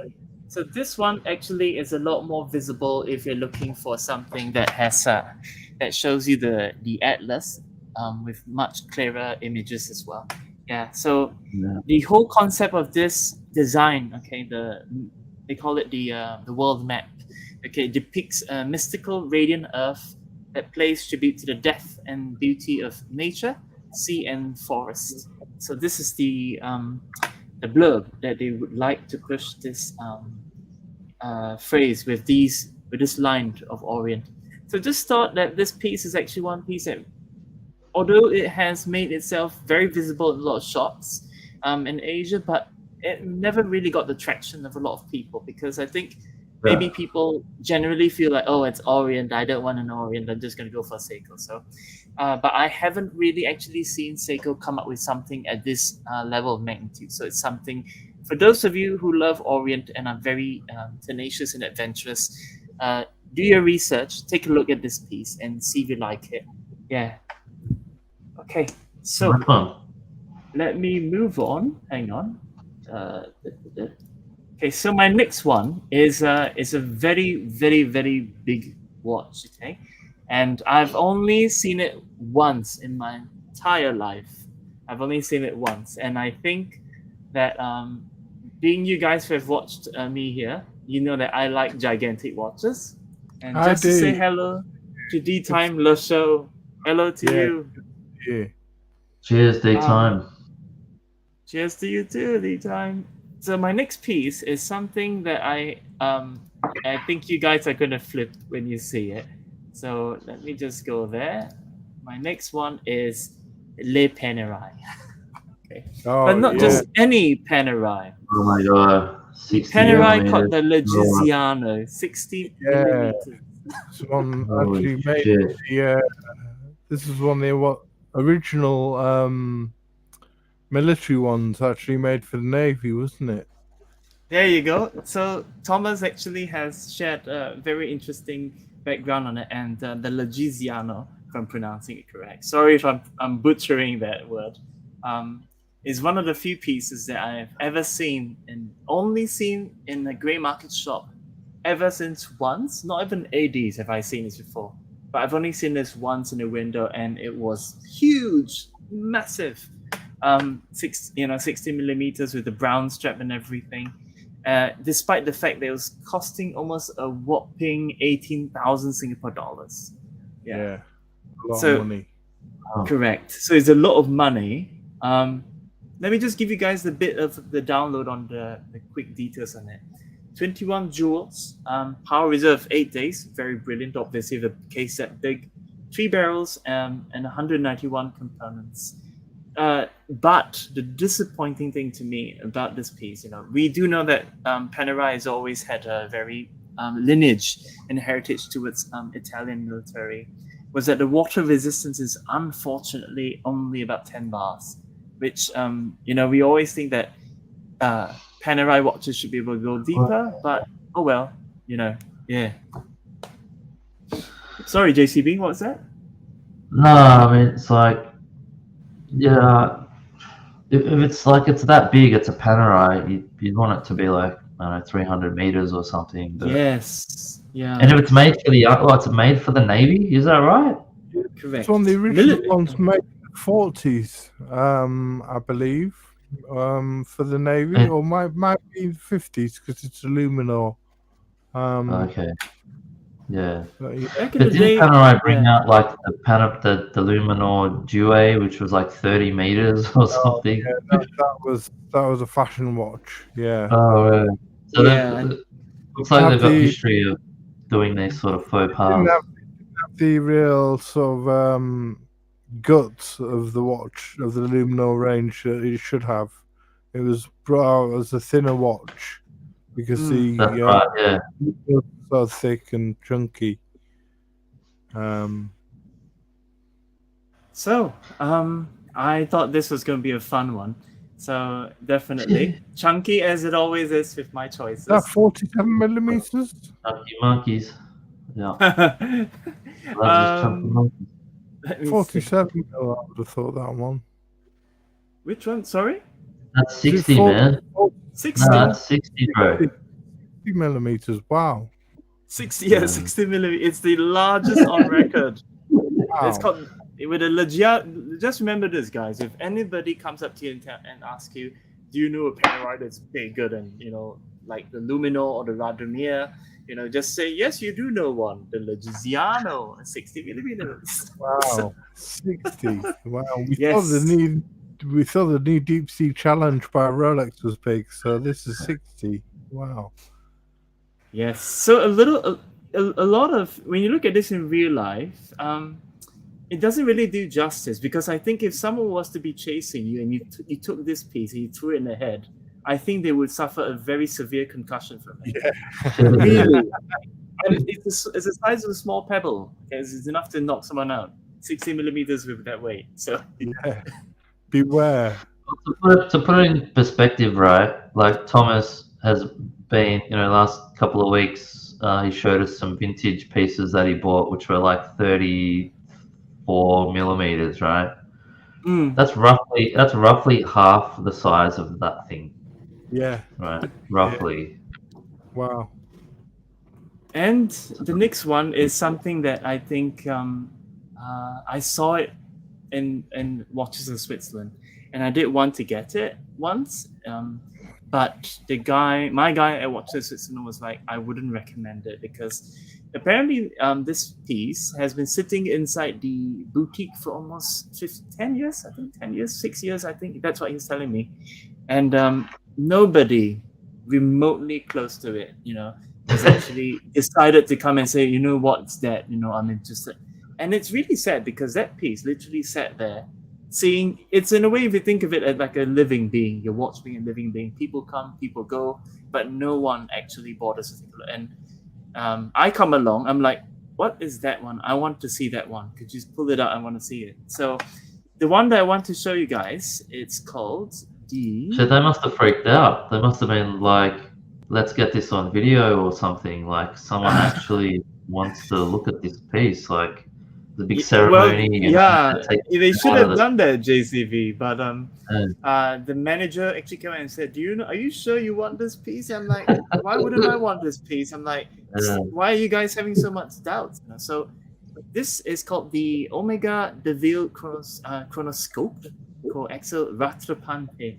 So the one that I actually saw was actually in a lovely gray, I think. Yeah, so imagine the face being gray, and then the case being silver. and this is the back movement. So actually, this is one of the pieces that's so-called discontinued already. And I think even for some Omega fans, they really have not really heard about this piece or actually, take serious look into it.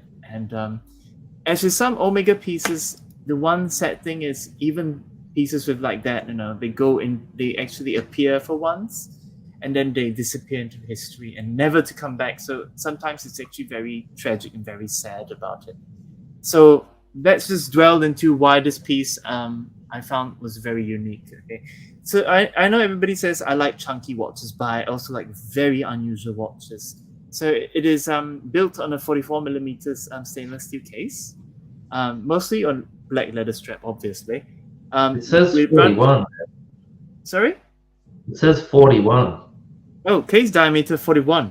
But I beg your pardon. So the bezel, I got that mixed up. The bezel is actually 44mm, but the case diameter is 41. Yeah. Yeah, gotcha. Yeah. Cool. No worries. So when I put it on, it didn't really seem that small. It seemed slightly bigger. But what compensated for the piece being 41mm was the amount of complexities when you look at the dial as a DeVille, And I think the DeVille line is actually one of the more classier lines, more elegant, classier lines within the Omega watch range.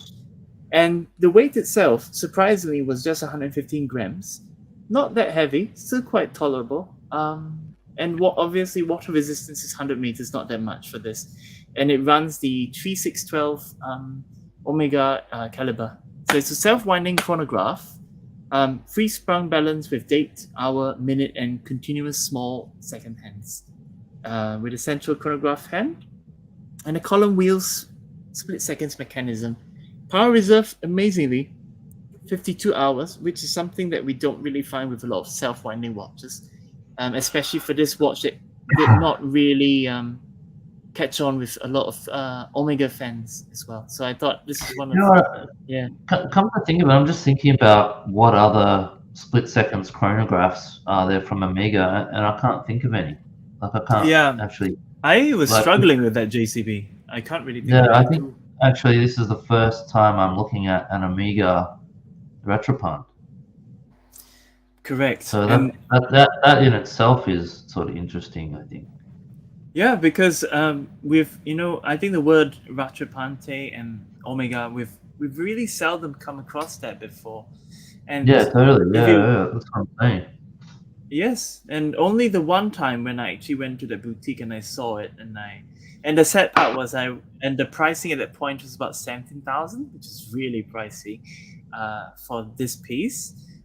And the other didn't they just bring out a speedy split seconds like chiming watch just recently? I think yes, I think I know which one you're talking about. Chronochime. Yeah, that's a split second. But besides that, like, you don't see them. Yeah, really. Having a brain fart, like thinking about. No problem, mate. No problem. Yeah. So, in terms of that, on this piece, the problem with why they couldn't sell it was because it had been sitting in the display case for so long that I think when they tried to wind it up and test it for me, that it wasn't running, so they felt quite embarrassed about it. They need to get it serviced, obviously. So when I went back about 3 weeks ago and inquired about it, we couldn't sell the watch because we were a bit afraid about it, and because I think what their concern is that they probably need to go for a full check on the entire movement, etc., etc. So we know where that's going to lead to as well. Yeah. Just to highlight what Jonathan is saying, another overlooked Omega is the TI variant of the Seamaster Professional. Yes. Yeah. Okay. Yeah. I think isn't that the James Bond, version? No Time to Die, titanium, something yada yada yada. It's an SMP with like. Yeah, I think so. Yeah, maybe that's what he's talking about. Anyway. All right, so another one that I want to share with you guys, moving on quickly, is I know, I'm a fanboy, I admit. Grail Omega Master, fan. yeah. Yes. Oh, so yeah. Right, I This love is it. another one. It's like 49 mil or something. Very good, JCV. Very good. Mm. Yes, the Omega Seamaster Real Master XXL chronometer.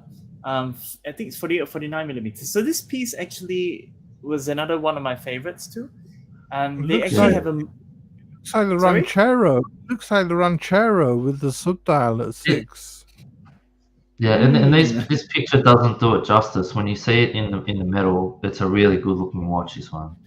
Yes. Yeah. And for those of you who like dressy pieces, but we really like something that looks like something out of the train station clocks, the Omega train station clocks. If you look carefully at train station clocks that carry the Omega pieces, they do the numbers especially, and the hands and all those things. Really, this piece carries that kind of look and that heritage from then till now. And of course, the Real Master, just like the DeVille we saw previously, is another piece that has somewhat gone into the history books as well. Just to honorably mention, there's a modern version of the Real Master XXL, but it has two versions. That is in silver and one in 18 karat gold. And the 18 karat gold is worth about 25,000 Singapore dollars, and that is really a looker as well. Any famous people who have actually worn this particular Seamaster Real Master XXL chronometer? One of them is Jeremy Clarkson from the Grand Tour, who actually has one wearing on his wrist. Yeah, which fits those of you who like chunky watches, but this is very flat. It's still quite flat. Where you can still pull it off as a dress piece. With a 49.2 millimeter. Yeah, sorry, go ahead. Do they make this design in a smaller size? And I'm not talking about the vintage Railmaster, like the trilogy one, but like this particular design. It only comes in this size, doesn't it? Yeah, I haven't. Yeah. I think from memory, JCB, I haven't really seen a Real Master that's smaller than this one. And, Imagine they made this in 40 or 41. Like it would sell like hotcakes, man. It would fucking fly off the shelf. Definitely. I think what's that line we call it? So the DeVille line is still hanging around. So the DeVille line actually kind of like takes over the Real Master already. I find kind of like takes over the Real Master. This one with the broad arrow hands and that ranchero sort of look with the markers and everything. Like it's a Rail Master basically, but it's fucking huge, right? Huge. If they brought this out now in 40, somewhere between 40 and 42, I reckon they'd have a hit on their hands. Yes. So just for detail, this runs the Omega 2201 caliber, and it's a manual winding with a 53-hour power reserve and small seconds at 6 o'clock. Officially certified chronometer, and so I felt this was one piece that we on this channel should really at least salute it before it actually really disappear. You can still find it on grey markets and maybe like Chrono 24 here and thereabouts. 49 mil, this one, is it? 49, 49.2, yeah. Yeah, it's a big one. It's a big one. Yeah, that's what I mean. Like if they had, I don't know why, but if they brought it out just in a normal size, don't you reckon, Thomas? Like look at the design. Yeah, it's a cracking design. It's pretty. Yeah. Like a lot of people want this design now, that harking back to that vintage style. Yes. You bring it out in with a modern movement, modern case, and like just bring us this watch, this exact watch in 41. And I'm telling you, coaxial movement, like everyone will be queuing up to buy the watch, no doubt, no doubt about it. So, because I love that design. As I was saying before, like when you see it in the metal, it looks so good. Like it's a great watch. It's just too big for most punters. For you, it's cool Y2K, but most punters want a smaller size. Yeah, you're right, Meeson. Just to answer you, he wears a Planet Ocean. He wore one of these in the Grand Tour, one of the earlier seasons, where he was talking about timepieces for very briefly. And actually, when he pulled up his sleeve, Jeremy Clarkson pulled his sleeve, and he pointed straight to it. Zoom straight away, you can tell, that's a real master. Especially if you know your Omega watches, you will know that that's a real master. Okay, so moving on, my next piece is something that I personally like very much. It is the Cartier Ronde Musty Cartier watch. So some of you may call it the Ronde. Is it the Ronde? I call it the Ronde collection. I call it the Ronde collection. So a lot of people, when they talk about Cartier, they're always like, oh, we know the Santos, the smaller ladies' watches, the Santos XL. But I find that the Ronde, especially, has really been there, but has been sitting at the back benches, never really got to the front. And if you look at it closely, over time, you kind of actually do appreciate how the Cartier Ronde Musty Cartier is actually very beautiful. Yeah, and 40 millimeters, nothing too big. For once, we all dial it down to 40 millimeters. And I'm not going to kill you. Ronde means round. Is that? Do you reckon that's right? I'm not sure because I'm. So yeah, I'm not too sure myself. I reckon, think about it. Like every Cartier is either a square or a rectangle, right? And then, so they've actually called it the round watch. I reckon. The Pasha and the Ballon Bleu and the. Yes. Yeah. The Ballon Bleu is another one. Yeah. So you're right, Thomas. The Ballon Bleu is another one. They have made people think the Ballon Bleu there's only one for women, but there's actually one for men too. And the Ballon Bleu is actually another one that's actually looking quite cool. For this piece, I really say that if you are liking dress shirts, and you want the big, clear, crisp Roman numerals and the very simple look, with at least a date window and a brand that carries itself very well. Cartier is one piece that I really would highly recommend. And the price is only about 5,550 Singapore dollars. I'm not sure how much that is in GBP, but it's still in pretty good affordable range. If for those of you who actually like it, with a very simple water resistance of 30 meters, still rather tolerable, and it runs the caliber 1847 MC. Steel case headed crown set with a synthetic, what do they call it? Cabochon shaped spindle. Cabochon spindle. Yeah. Sandblasted silver dial with a blue steel sword shaped hands, sapphire crystal, and black strap. Made without animal materials.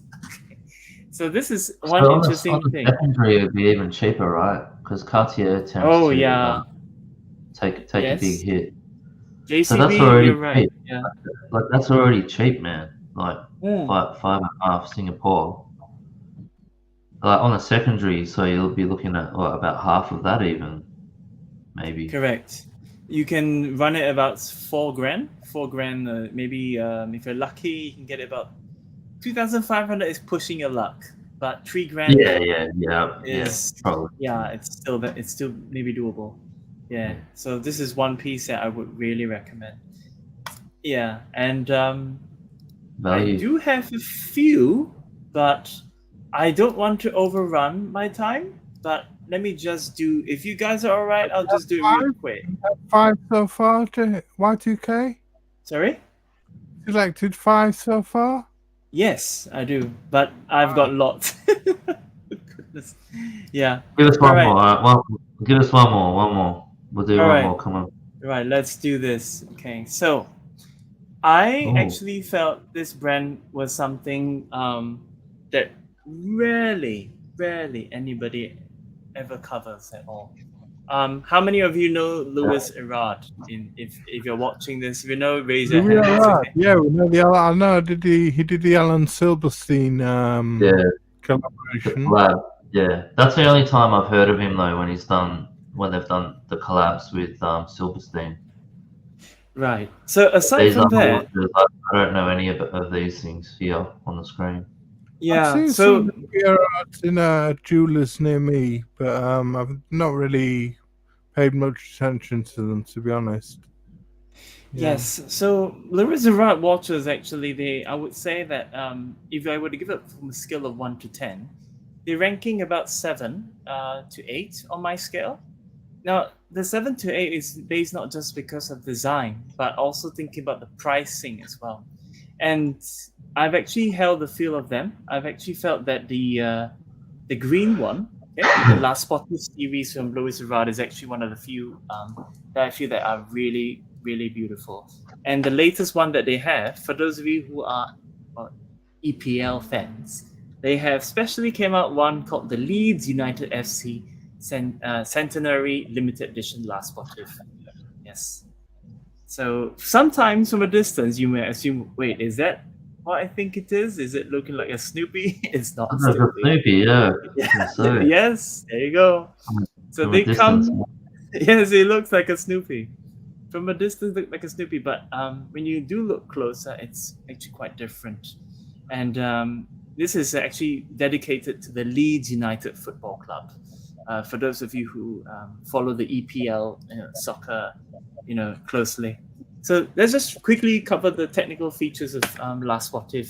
Generally, they all run the ATEC 7750 Bajou movement. It's also an automatic with they have about 40 hours of power reserve, so still quite tolerable, still quite alright.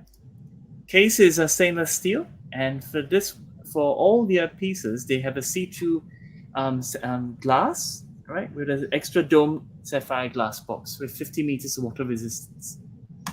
Okay, and the dial, because this is a more of a limited edition, so just think about it without the LUFC stuff on it. Yeah, the Leeds United stuff. Yeah, and the strip is mostly all calf leather, right? So let me just bring you guys back one. Let's go back one to the other last page. Okay. Just to quickly cover, there is one piece that some of you have actually been talking about. Let me just get there. Is it this one? There is it. Excellence. Heritage. Yeah, there's one piece that was very kiddish. I found it very kiddish, but very cartoony as well. Let me see if I can just quickly show you guys. Yes, here we go. So there is this piece called the the Ellen the trilogy. Yes. So this is one that actually brought Louis Gerard into the light, where people were more aware about their brand. Yeah, bit on the cartoon side. Yeah, but still unique in its own way. Yeah. So do you know what it does? Do you know what it does? It tells you the day of the week with the little emoji. Yeah. The smiley face. Yeah, the smiley. Yeah, the smiley face. Yeah, this is. So I don't know what the like. Obviously, Monday would be someone with a really grumpy face, and then Friday, Friday be a happy face. Yeah, with a happy drunken face. But what's like Tuesday, Wednesday, Thursday? How do you figure that out? Like, he's gonna be like a smiley face that goes up and down like the way it gradually goes from this way, like that, to throughout the week. So these are my 5. I actually have a lot more, but I decided, you know what, and I was actually like shuffling up and down and really deciding which one was the best. Yeah. Probably do another show looking at more discontinued pieces, maybe not one day. So interesting pieces there, man. Yeah. Mason, just to answer your question, go to the episode where, spoiler alerts, Hammond actually crashes his car, and then they pull up, I think, his watch from the car crash, and then they talk about watches all of a sudden. Yeah. So I know Hammond wears some cool watches too. I remember seeing him wear a Blue Dial Navitimer, I think maybe once. So it was pretty cool. James May actually wears a lot of cool pieces as well. A lot of Yeah, he's got a few Rolex, I Rolex. think. Yeah. Yeah, so got D-Time Love Show in the chat, and I just wanted to do a plug, a shameless plug for the what's coming up, which is a Watch Pro Salon. So we'll just have a quick commercial break.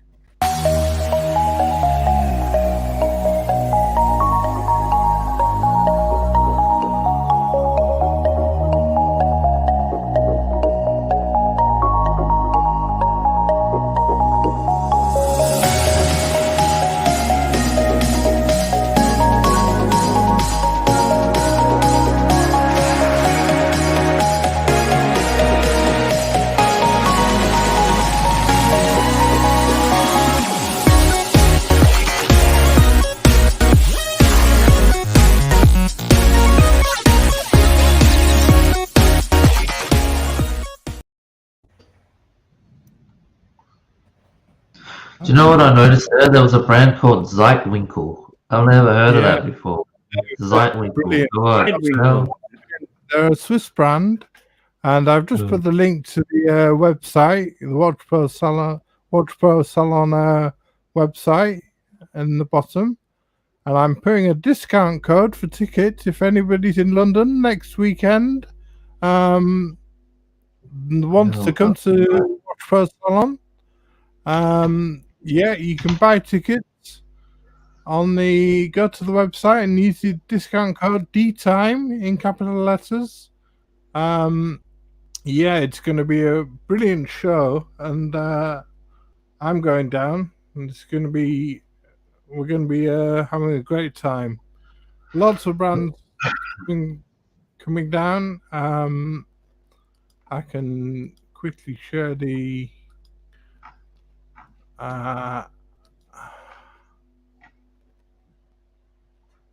tab. Yeah, there's going to be Alamano, Arnold from Milan, Arnold Dane from Scotland, Ball, Bonhams, the auctioneers are going to be there, Bianche, Charles Juradier, Cyrus, which is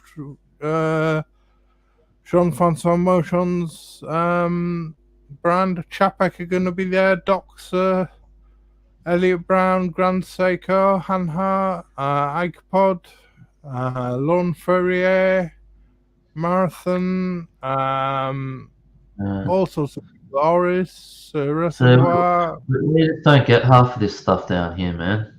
Like, you guys are so lucky over there. Zeitwinkel, Zodiac, Seiko, some great brands coming down. Yeah, William Wood, Squale, Speak Marion, Good British Independent, Sherpa, new micro brand.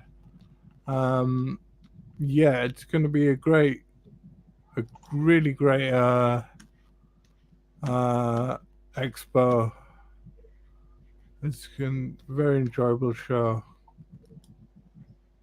And yeah. Enjoy, mate.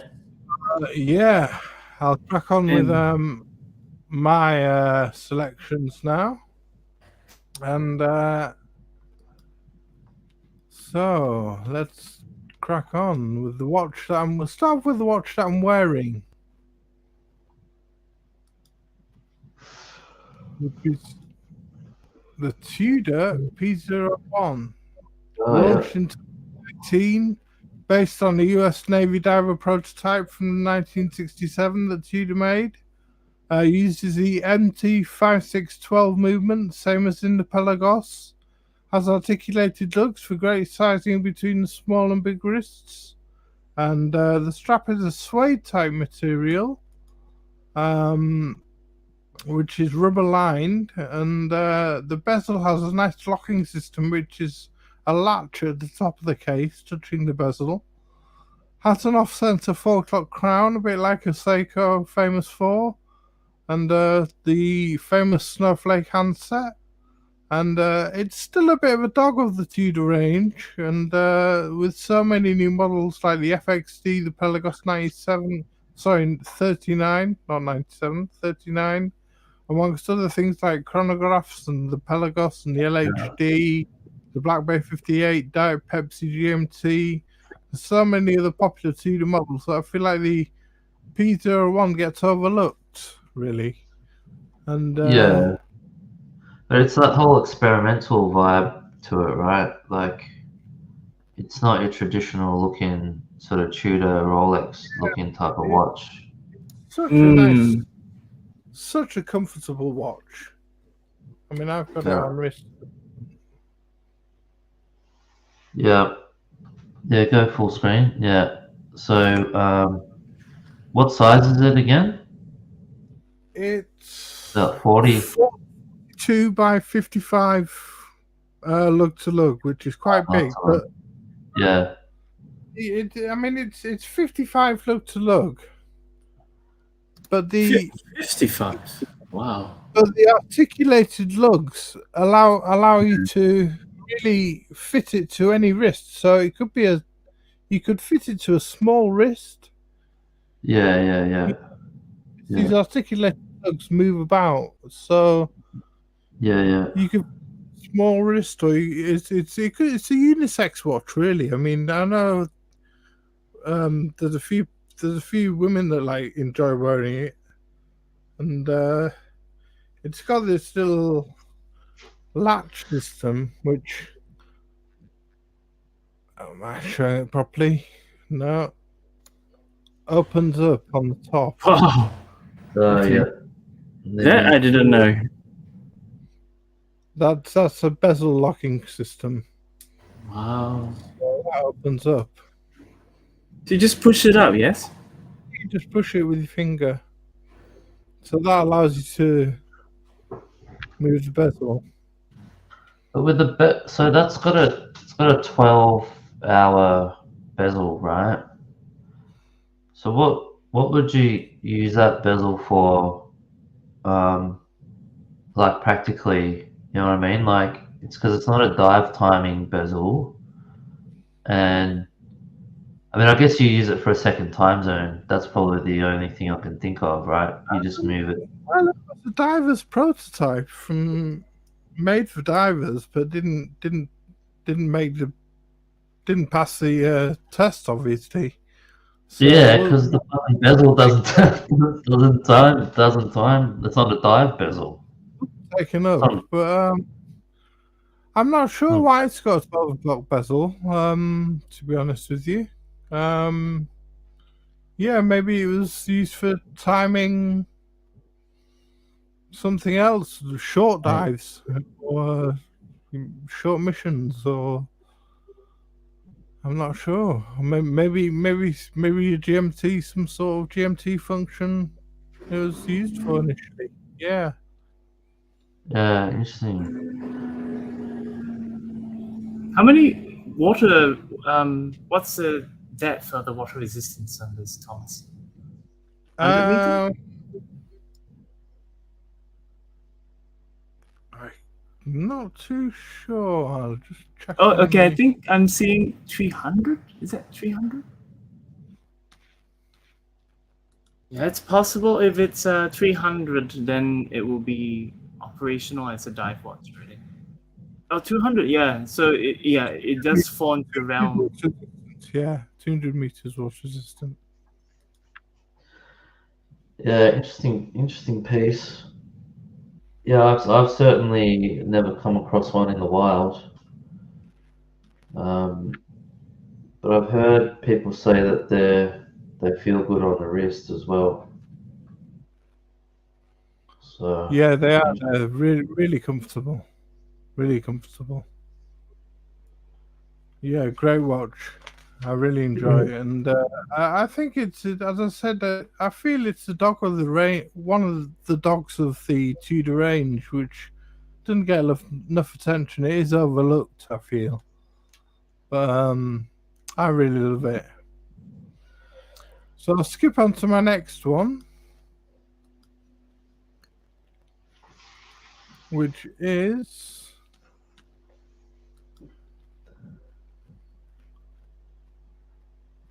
the one that was in our title, Hanhart. Oh yeah. This is the Wow. Yeah. Cool. if it'll come up. This is the Hanhart 417 ES. It's in 42 millimeters. 39 millimeters has just been re-released, which was the one that Steve McQueen wore. It's a 1950s design made for the German forces pilots after the war, and was the first pilot's chronograph for German armed forces that was supplied by Hanhart for almost 10 years until the brand concentrated on making handheld stopwatches in 1963. They remained the originals of the 417 have become sought after vintage chronographs from Germany, and there's a fluted or coin-edged bezel which rotates in both directions, and the red position marker is taken from the original 1950s models. The numerals are bicompact layout and is also taken from the original model. It uses a Sleater SW510M hand-wound caliber with a 58 power reserve and 58-hour power reserve, and the case pack has the Hanhart logo, and the watch is resistant to 10 bar. It's shockproof, anti-reflective, convex sapphire. It has, and they come in on black calfskin bund straps. It has small seconds and a 30-minute counter, and it's a lovely watch. It really is. It's you see the different things here. It's the original, the 39 millimeter that Steve McQueen wore, and then this 42 reissue. And there's this Sleater hand-wound movement in the back, and it comes on these bund straps. They've made it quite thin as well. And I first saw this at World Time UK and tried one on, and I loved it straight away. And Hanhart are going to be exhibiting at World Watch Pro Salon as well. I just played the video for, and they're going to be one of the brands exhibiting there. So yeah, I'm really looking forward to seeing them again, and they really are lovely watches. I mean, they use a superluminova. Yeah. On yeah, I like it. It doesn't get much more sort of military pilot. Exactly. Yeah. Classic German military pilot. And it didn't look like it was actually the watch was resting on those kind of the full leather kind of thing. Yeah, it's on a bund leather strap. Okay. Yeah. Really nice. Really, really nice. What does this cost? What's the damage? It's about £170, I believe. £1,700, I believe. Yeah, I was gonna say 170. It seems a bit low. Yeah, that's not wrong. Sorry, 1,700, I believe, in that area, in that ballpark. But it's a cracking watch, and again, underappreciated, I believe. It really overlooked. I mean, it's got that Breguet Type 20 sort of feel to it. Yeah. That Breguet, that classic Breguet look, that the original Breguet Type 20. Yeah. It's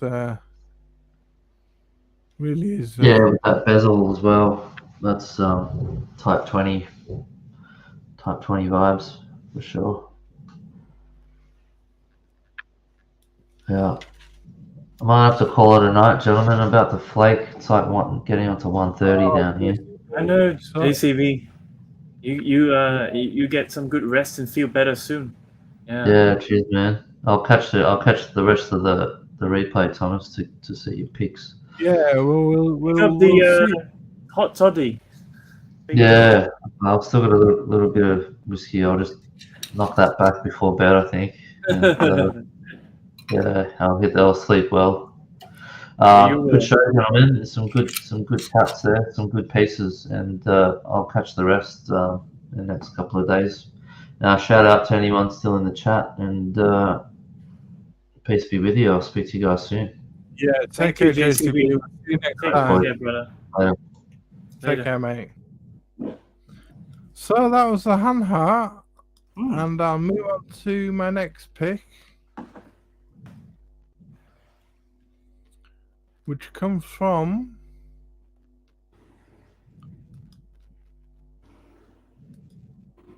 Grand Seiko. Huh. Now, I know the Snowflake is quite a popular watch, and this is a sort of move on from the Snowflake. So this is my dress watch option. I've gone with the Grand Seiko, which is one of the high-end watches they have, but actually therefore quite popular, I suppose. But I feel it still doesn't get enough attention in the mainstream. Brought out in 2021, the main attraction is what Grand Seiko does best, and that is the handmade ripple dial. This is inspired by the ice that forms over Lake Suwa in the winter. That is the lake near the Grand Seiko Shinshui watch studio, and where the watch is made. And Grand Seiko often take themed names from regions or events, and this one's, they say, the God's footsteps walk over the ice of the lake, so they often have religious themes. The movement is a unwound spring drive. We'll just get it up. Oops, not that one. The movement is a hand-wound spring drive caliber 9R31, which has a power reserve of 72 hours, which is displayed on the power reserve indicator, which is on the exhibition case back, which really makes a nice change from having Grand Seiko's putting the power reserve on the front. Okay. So it's got a power reserve there, just at the 1 o'clock on the case back that you can see. Something a lot different than the traditional Grand Yeah, Seiko. normally Grand Seiko's put like the Snowflake, put the power reserve at sort of 8 o'clock on the front. So it's at the front. Yeah, which puts me off, and which is one reason I really like this Grand Seiko. And I think, Thomas, you quite like the plain minimalist look too, yes? Yeah, I do. I think it's a very elegant watch. I think it's I do. Yeah, the spring drive movement generates energy like conventional mechanical watch with a mainspring, but combines this with electronic regulator to deliver a superior level of precision, never requiring a battery change, and is accurate to plus or minus 15 seconds a month. And the case shape is different to many Grand Seikos, and is Marmite-ish for some Grand Seiko fans. It's a 38.5 wide case, which is Zaratsu polished and hand finished, and it's 43.4 look to look and 10.4 thick.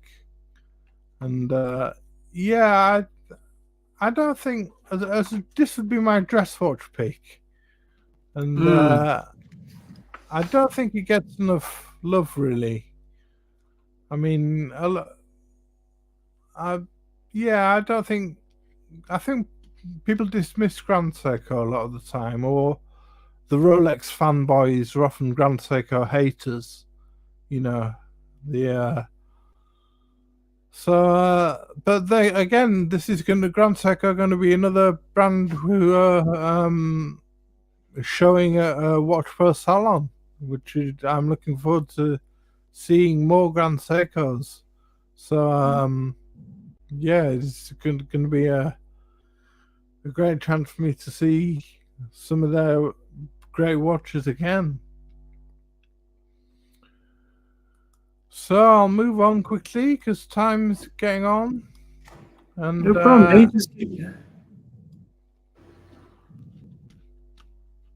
So while Thomas is pulling up his next piece, just to address what Jonathan is saying, the bund has been invented so that pilots can wear the watches better when the case is cold. Interesting. Okay. Yeah, I guess due to high altitudes. Yeah. Right. So this one I've gone for the Parmigiani Fleur PF Tonda, or Tonda PF as it's known, in steel. This is 21,000 Swiss francs, which is quite a bit of money. Launched at Geneva Watch Days in 2021. This gorgeous Tonda PF is in steel with an integrated bracelet and platinum bezel. Was part of an entirely new collection for Parmigiani.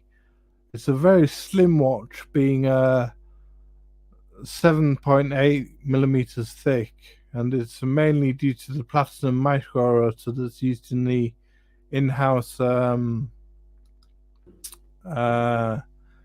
705 movement. 703 movement, sorry. This allows the watch its thickness and elegance. I'll just show the movement there. This allows the watch its thinness and elegance, not to mention great comfort and lightweightness. And the caliber PF 703 is self-winding using the micro rotor and has a power of over 48 hours with 160 components and 29 joules. It's the same movement that's used in the Tonda 1950.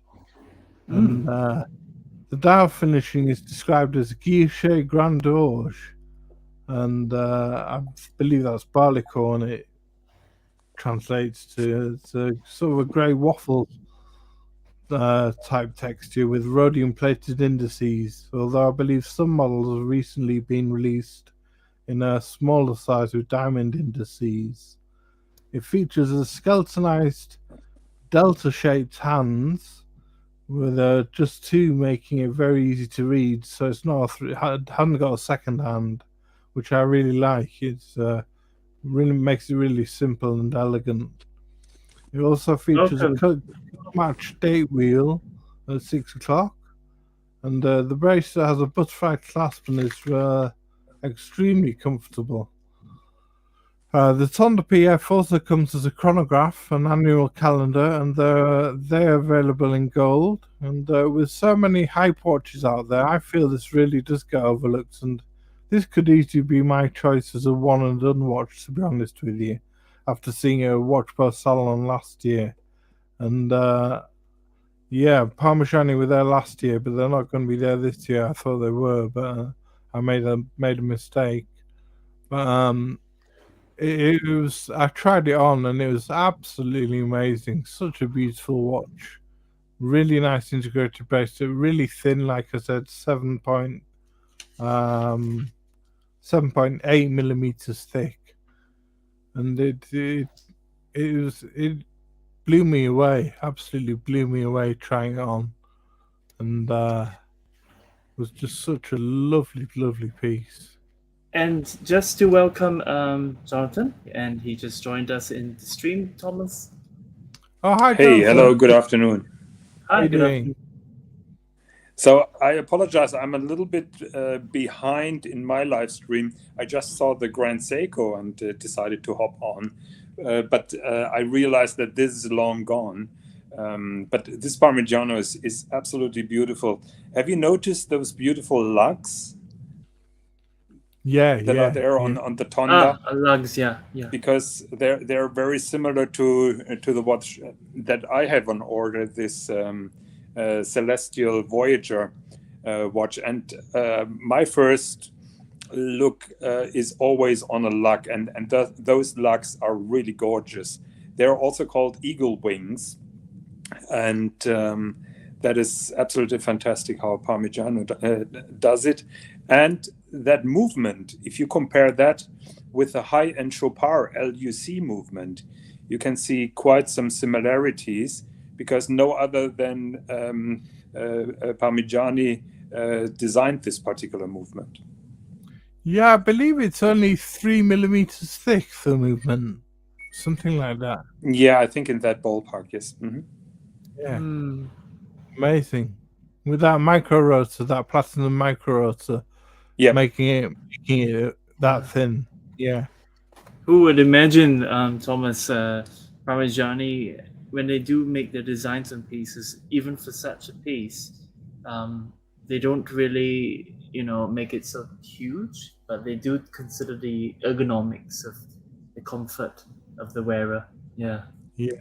Do you want me to go back to the Grand Seiko, Jonathan? If you want to, but I don't want to bore the audience or you guys. No. So, yeah, I was just going to say that was a Parmigiani that I saw Watch Post Salon last year and really blew me away. And I think it goes really under the radars.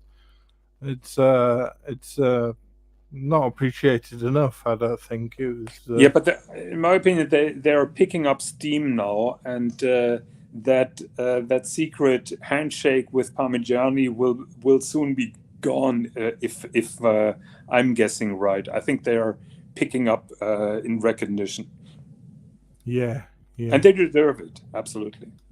Absolutely.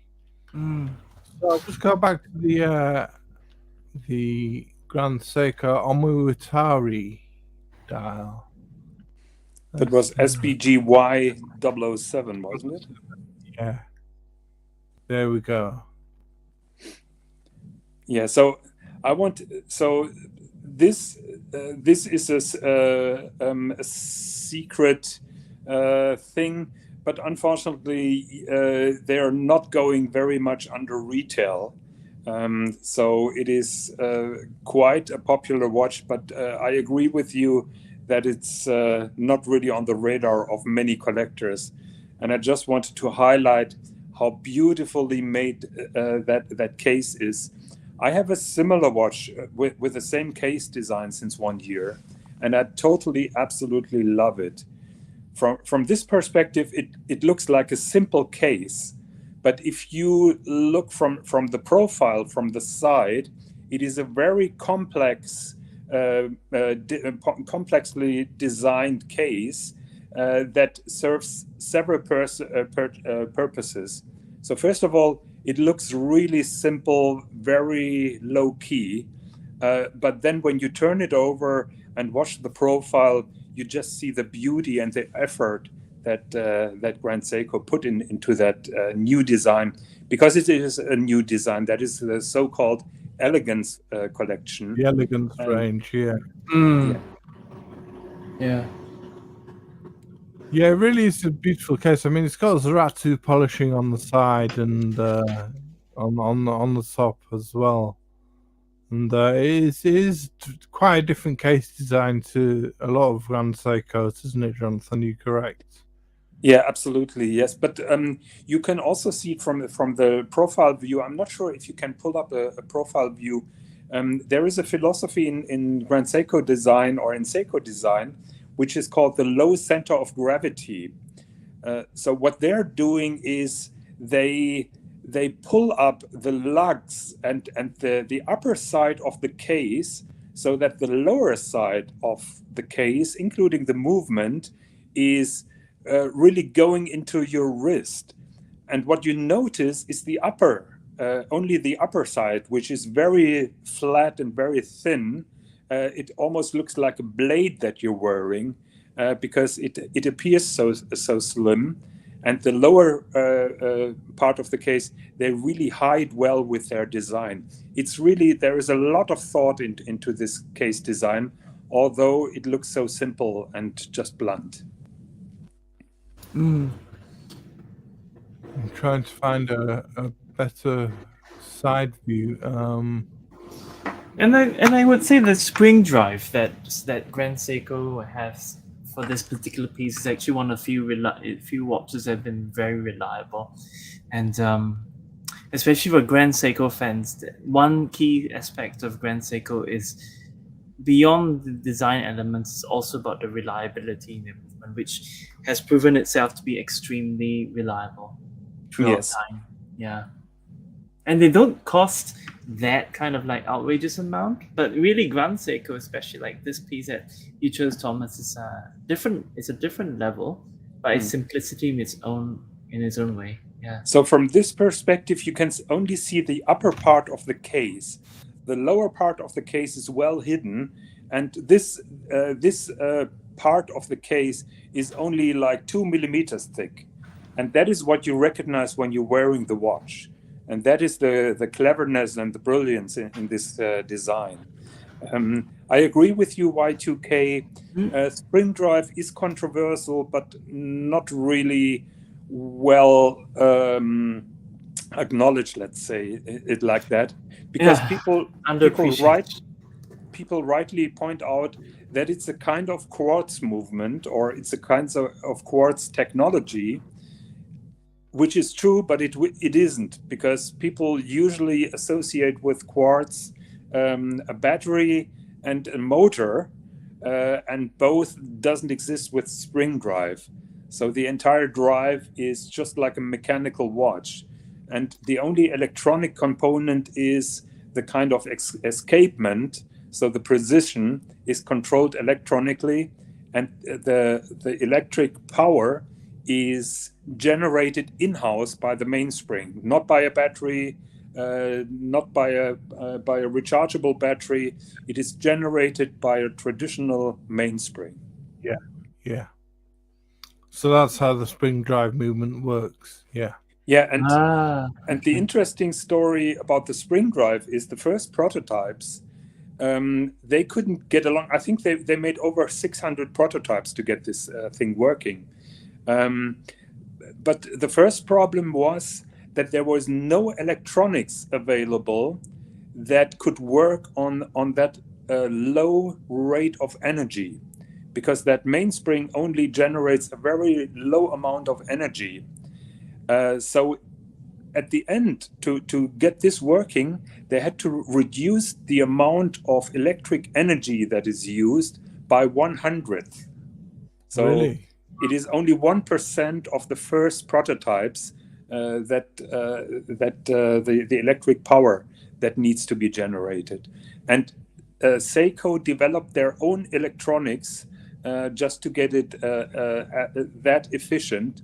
There was nobody else who was able to produce this kind of electronics which is that efficient.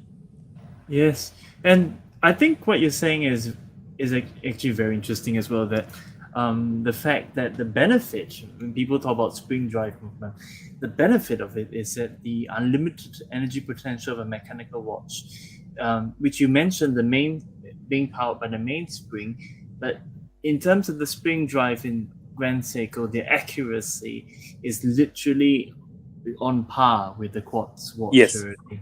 Yes. It's very, very efficient. But the most important effect of all this is the second hand with a perfect sweep. And that is something that you don't get from any other watch.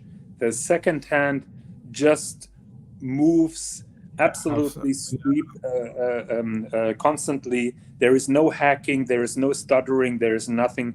It just moves constantly.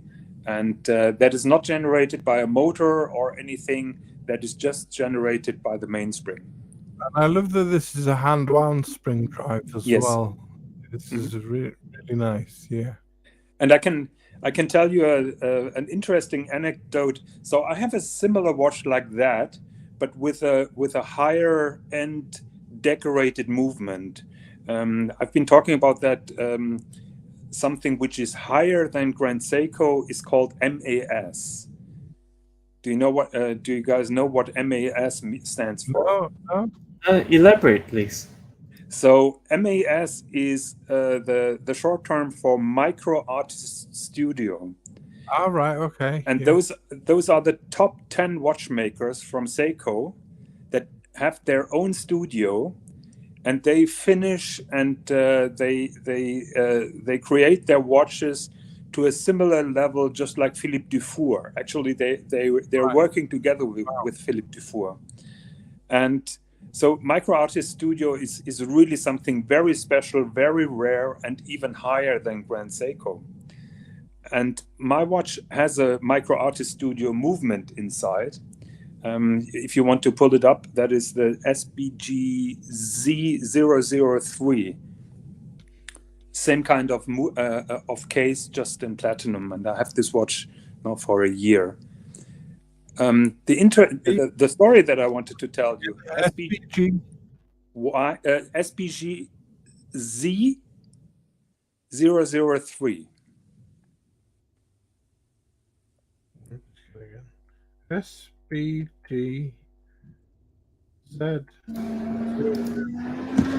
The Grand Seiko Elegance collection, SPG Z003. Yes, that one? Yes.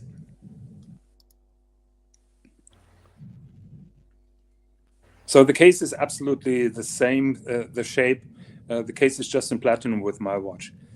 But what I wanted to tell you is next week I'm going to be in Switzerland, and I'm invited by a watch company, and I asked them which watch I should bring with. And I have this beautiful Lange perpetual calendar that you may know or may be aware of. And the boss of the company told me, no, please bring this watch. My watchmakers will be more interested in this watch than in the Lange perpetual calendar. I haven't got a very big picture of it, Jonathan, I'm afraid, but that's the one. Yes, that's the one. Yeah. Yeah.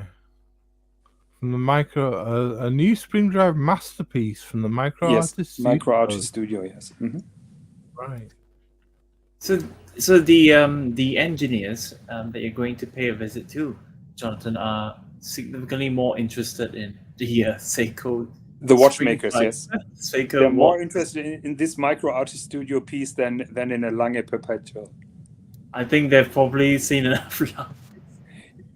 Well, I think you can't pay a higher compliment than this, that some guys, and those are high-end watchmakers, they are more interested in seeing a Grand Seiko than in a Lange.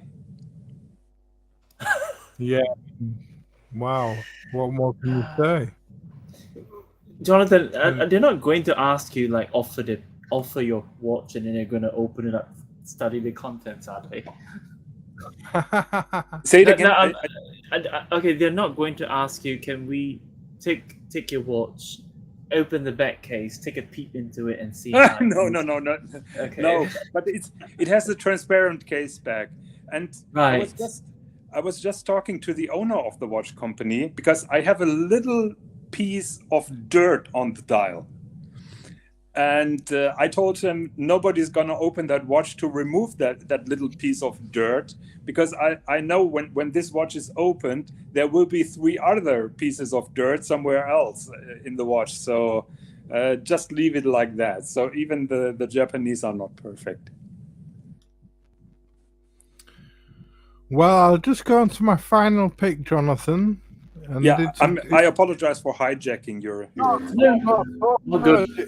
a German watch. It's a German watch, and it's let me just pick it out.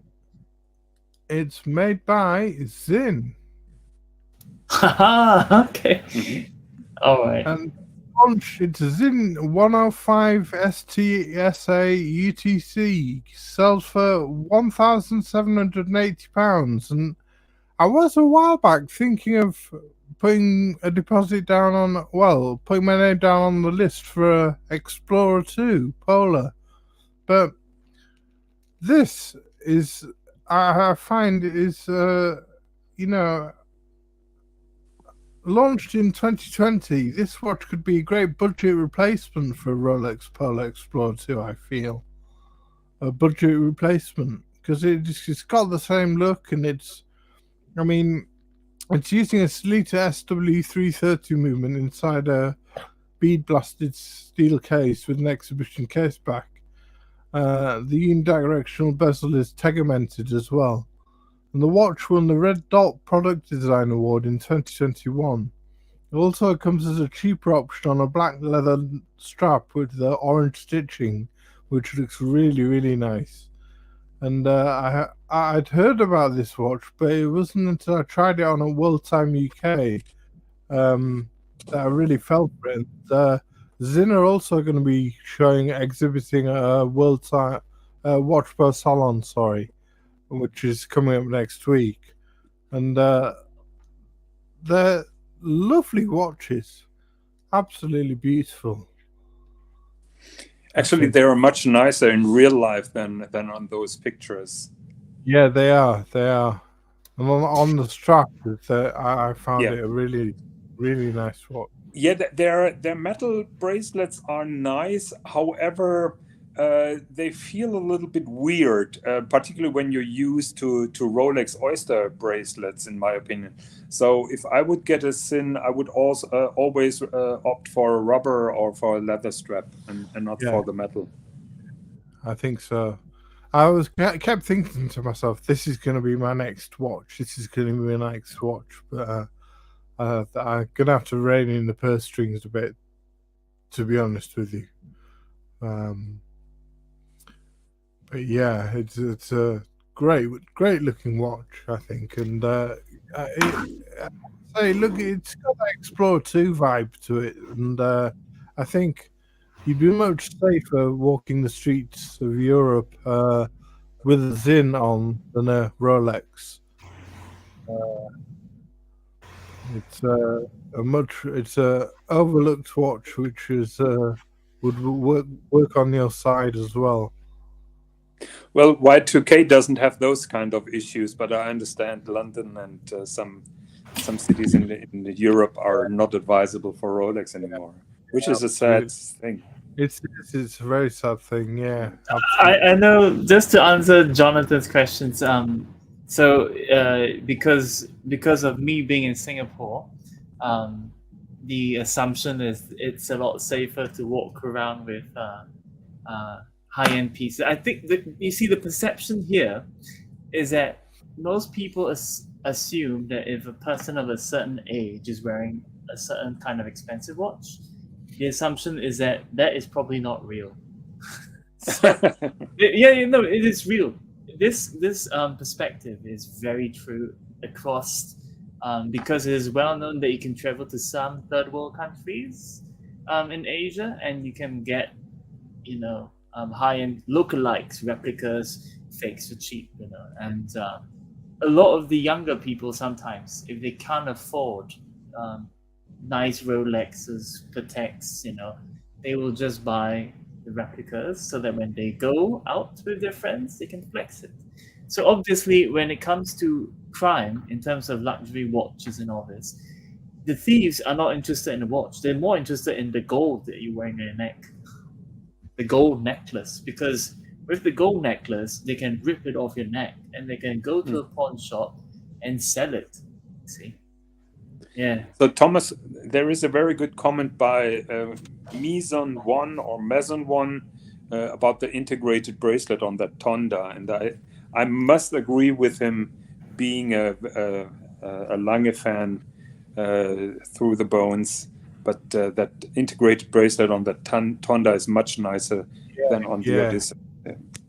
Yeah, it is a gorgeous bracelet. It's really comfortable. Got a nice butterfly clasp, and it's and it just looks organic to the watch. With the Odysseus, I always have the problem that it's a kind of attachment or something added on.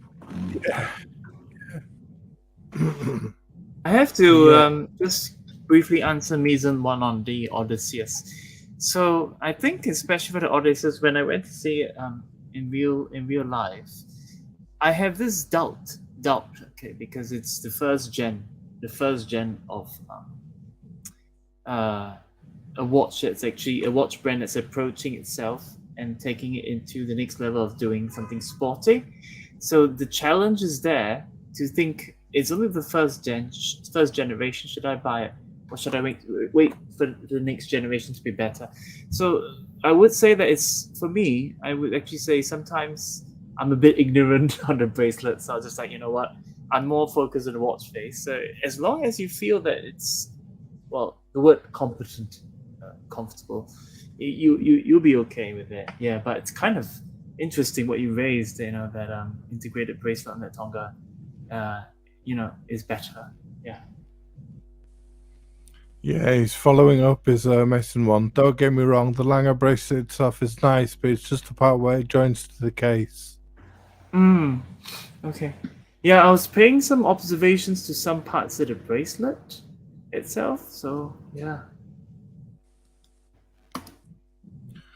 So that was my final piece, really. Yeah. I will take this in the leather with the orange stitching. I'd take it with the leather with the orange stitching as well. Yeah, the black leather with the orange stitching. Yeah, because I felt that the one with the bracelet looked very, I would use the word ordinary. It's very rude. Yeah, I know what you mean. I felt that especially because of the orange GMT hand, and then if actually they have this one in blackface too, if I remember. They have one in blackface. Is that right? One in blackface. The watch face is black in color, and I think the one with the strap actually looks, with the leather strap with the orange stitching, looks pretty. Looks very good as well. But actually, the Thomas and Jonathan and everyone who's here, I think the strap, the leather strap, actually works well with this piece. Yeah, bracelet just makes it look like, oh, it's just another watch, but I think that strap is really one that makes it stick out a lot more. Yeah. Yeah, I'll just bring it up on this strap. Please, yeah. Let's just showcase how it looks on the strap for our lovely viewers. It's to really take into serious considerations, and also just thinking out of the box a bit. Thank you, Thomas. You might be saving money getting a leather strap than to get a bracelet. Now, in some instances, when you buy your watches at certain ADs, if you want to go for the bracelet, you are paying more. Okay, and in some instances, if you're not going for the bracelet, you're paying less. So if you feel that the strap is what you really like, I say, if it's like me, I would go for the leather strap. Yeah. I think the black face, to me, I like the dark contrast because it makes it very clear. Yeah. Yeah, I like the white dial. I really like the white dial. It's really legible, and I haven't got a white dial watch, to be honest with you. So I just find it really legible. And yes, I do notice, Thomas, you do like crisp, clean, minimalist, not too busy of a dial kind of situation. Yeah. So that was my roundup, and yeah. I'd just like to make a dedication for this show. I'd like to dedicate it to Blue Shirt Buddha. It's on this Wednesday, coming up this Wednesday. It's going to be the first anniversary of his passing, and we're not going to be doing a show for another couple of weeks. So I just wanted to, the 9th of November, yeah, Blue Shirt Buddha passed away last year, so I'd like to just dedicate this show to him. And yeah, he's with us in spirit as always. We're thinking about you, my friend. Yeah. Yeah. I'm thinking very often of him. Yeah. Such a great guy. And I know that you and him were very good friends. So yeah, always thinking of you. So yeah, and I just had to yeah, that's right, Messon. He's missed. Awesome dude. A great loss. So I'd just like to say, if anybody's thinking of going to watch Post Salon next Saturday, we'll see you there. I'll see you there. Yeah, and we'll play out with their video once more. I'll just play out with that video, and we'll see you next time, guys. Take Thank care, you everyone. to everyone, Thomas, Jonathan, and JCB, Abdul our Watches, who has been supporting us, Yeah. and everyone who has been watching us. Thank you so much. Jonathan for joining us. It's Thank been you. a great show. So I'll just leave you with the promo video, and don't forget, go to the website and D-Time Love Show in cooperation with WatchProSalon.com. Yeah, go and use the D-Time code. That's the discount code to buy tickets. And yeah, so see you next time, guys, and lots of love.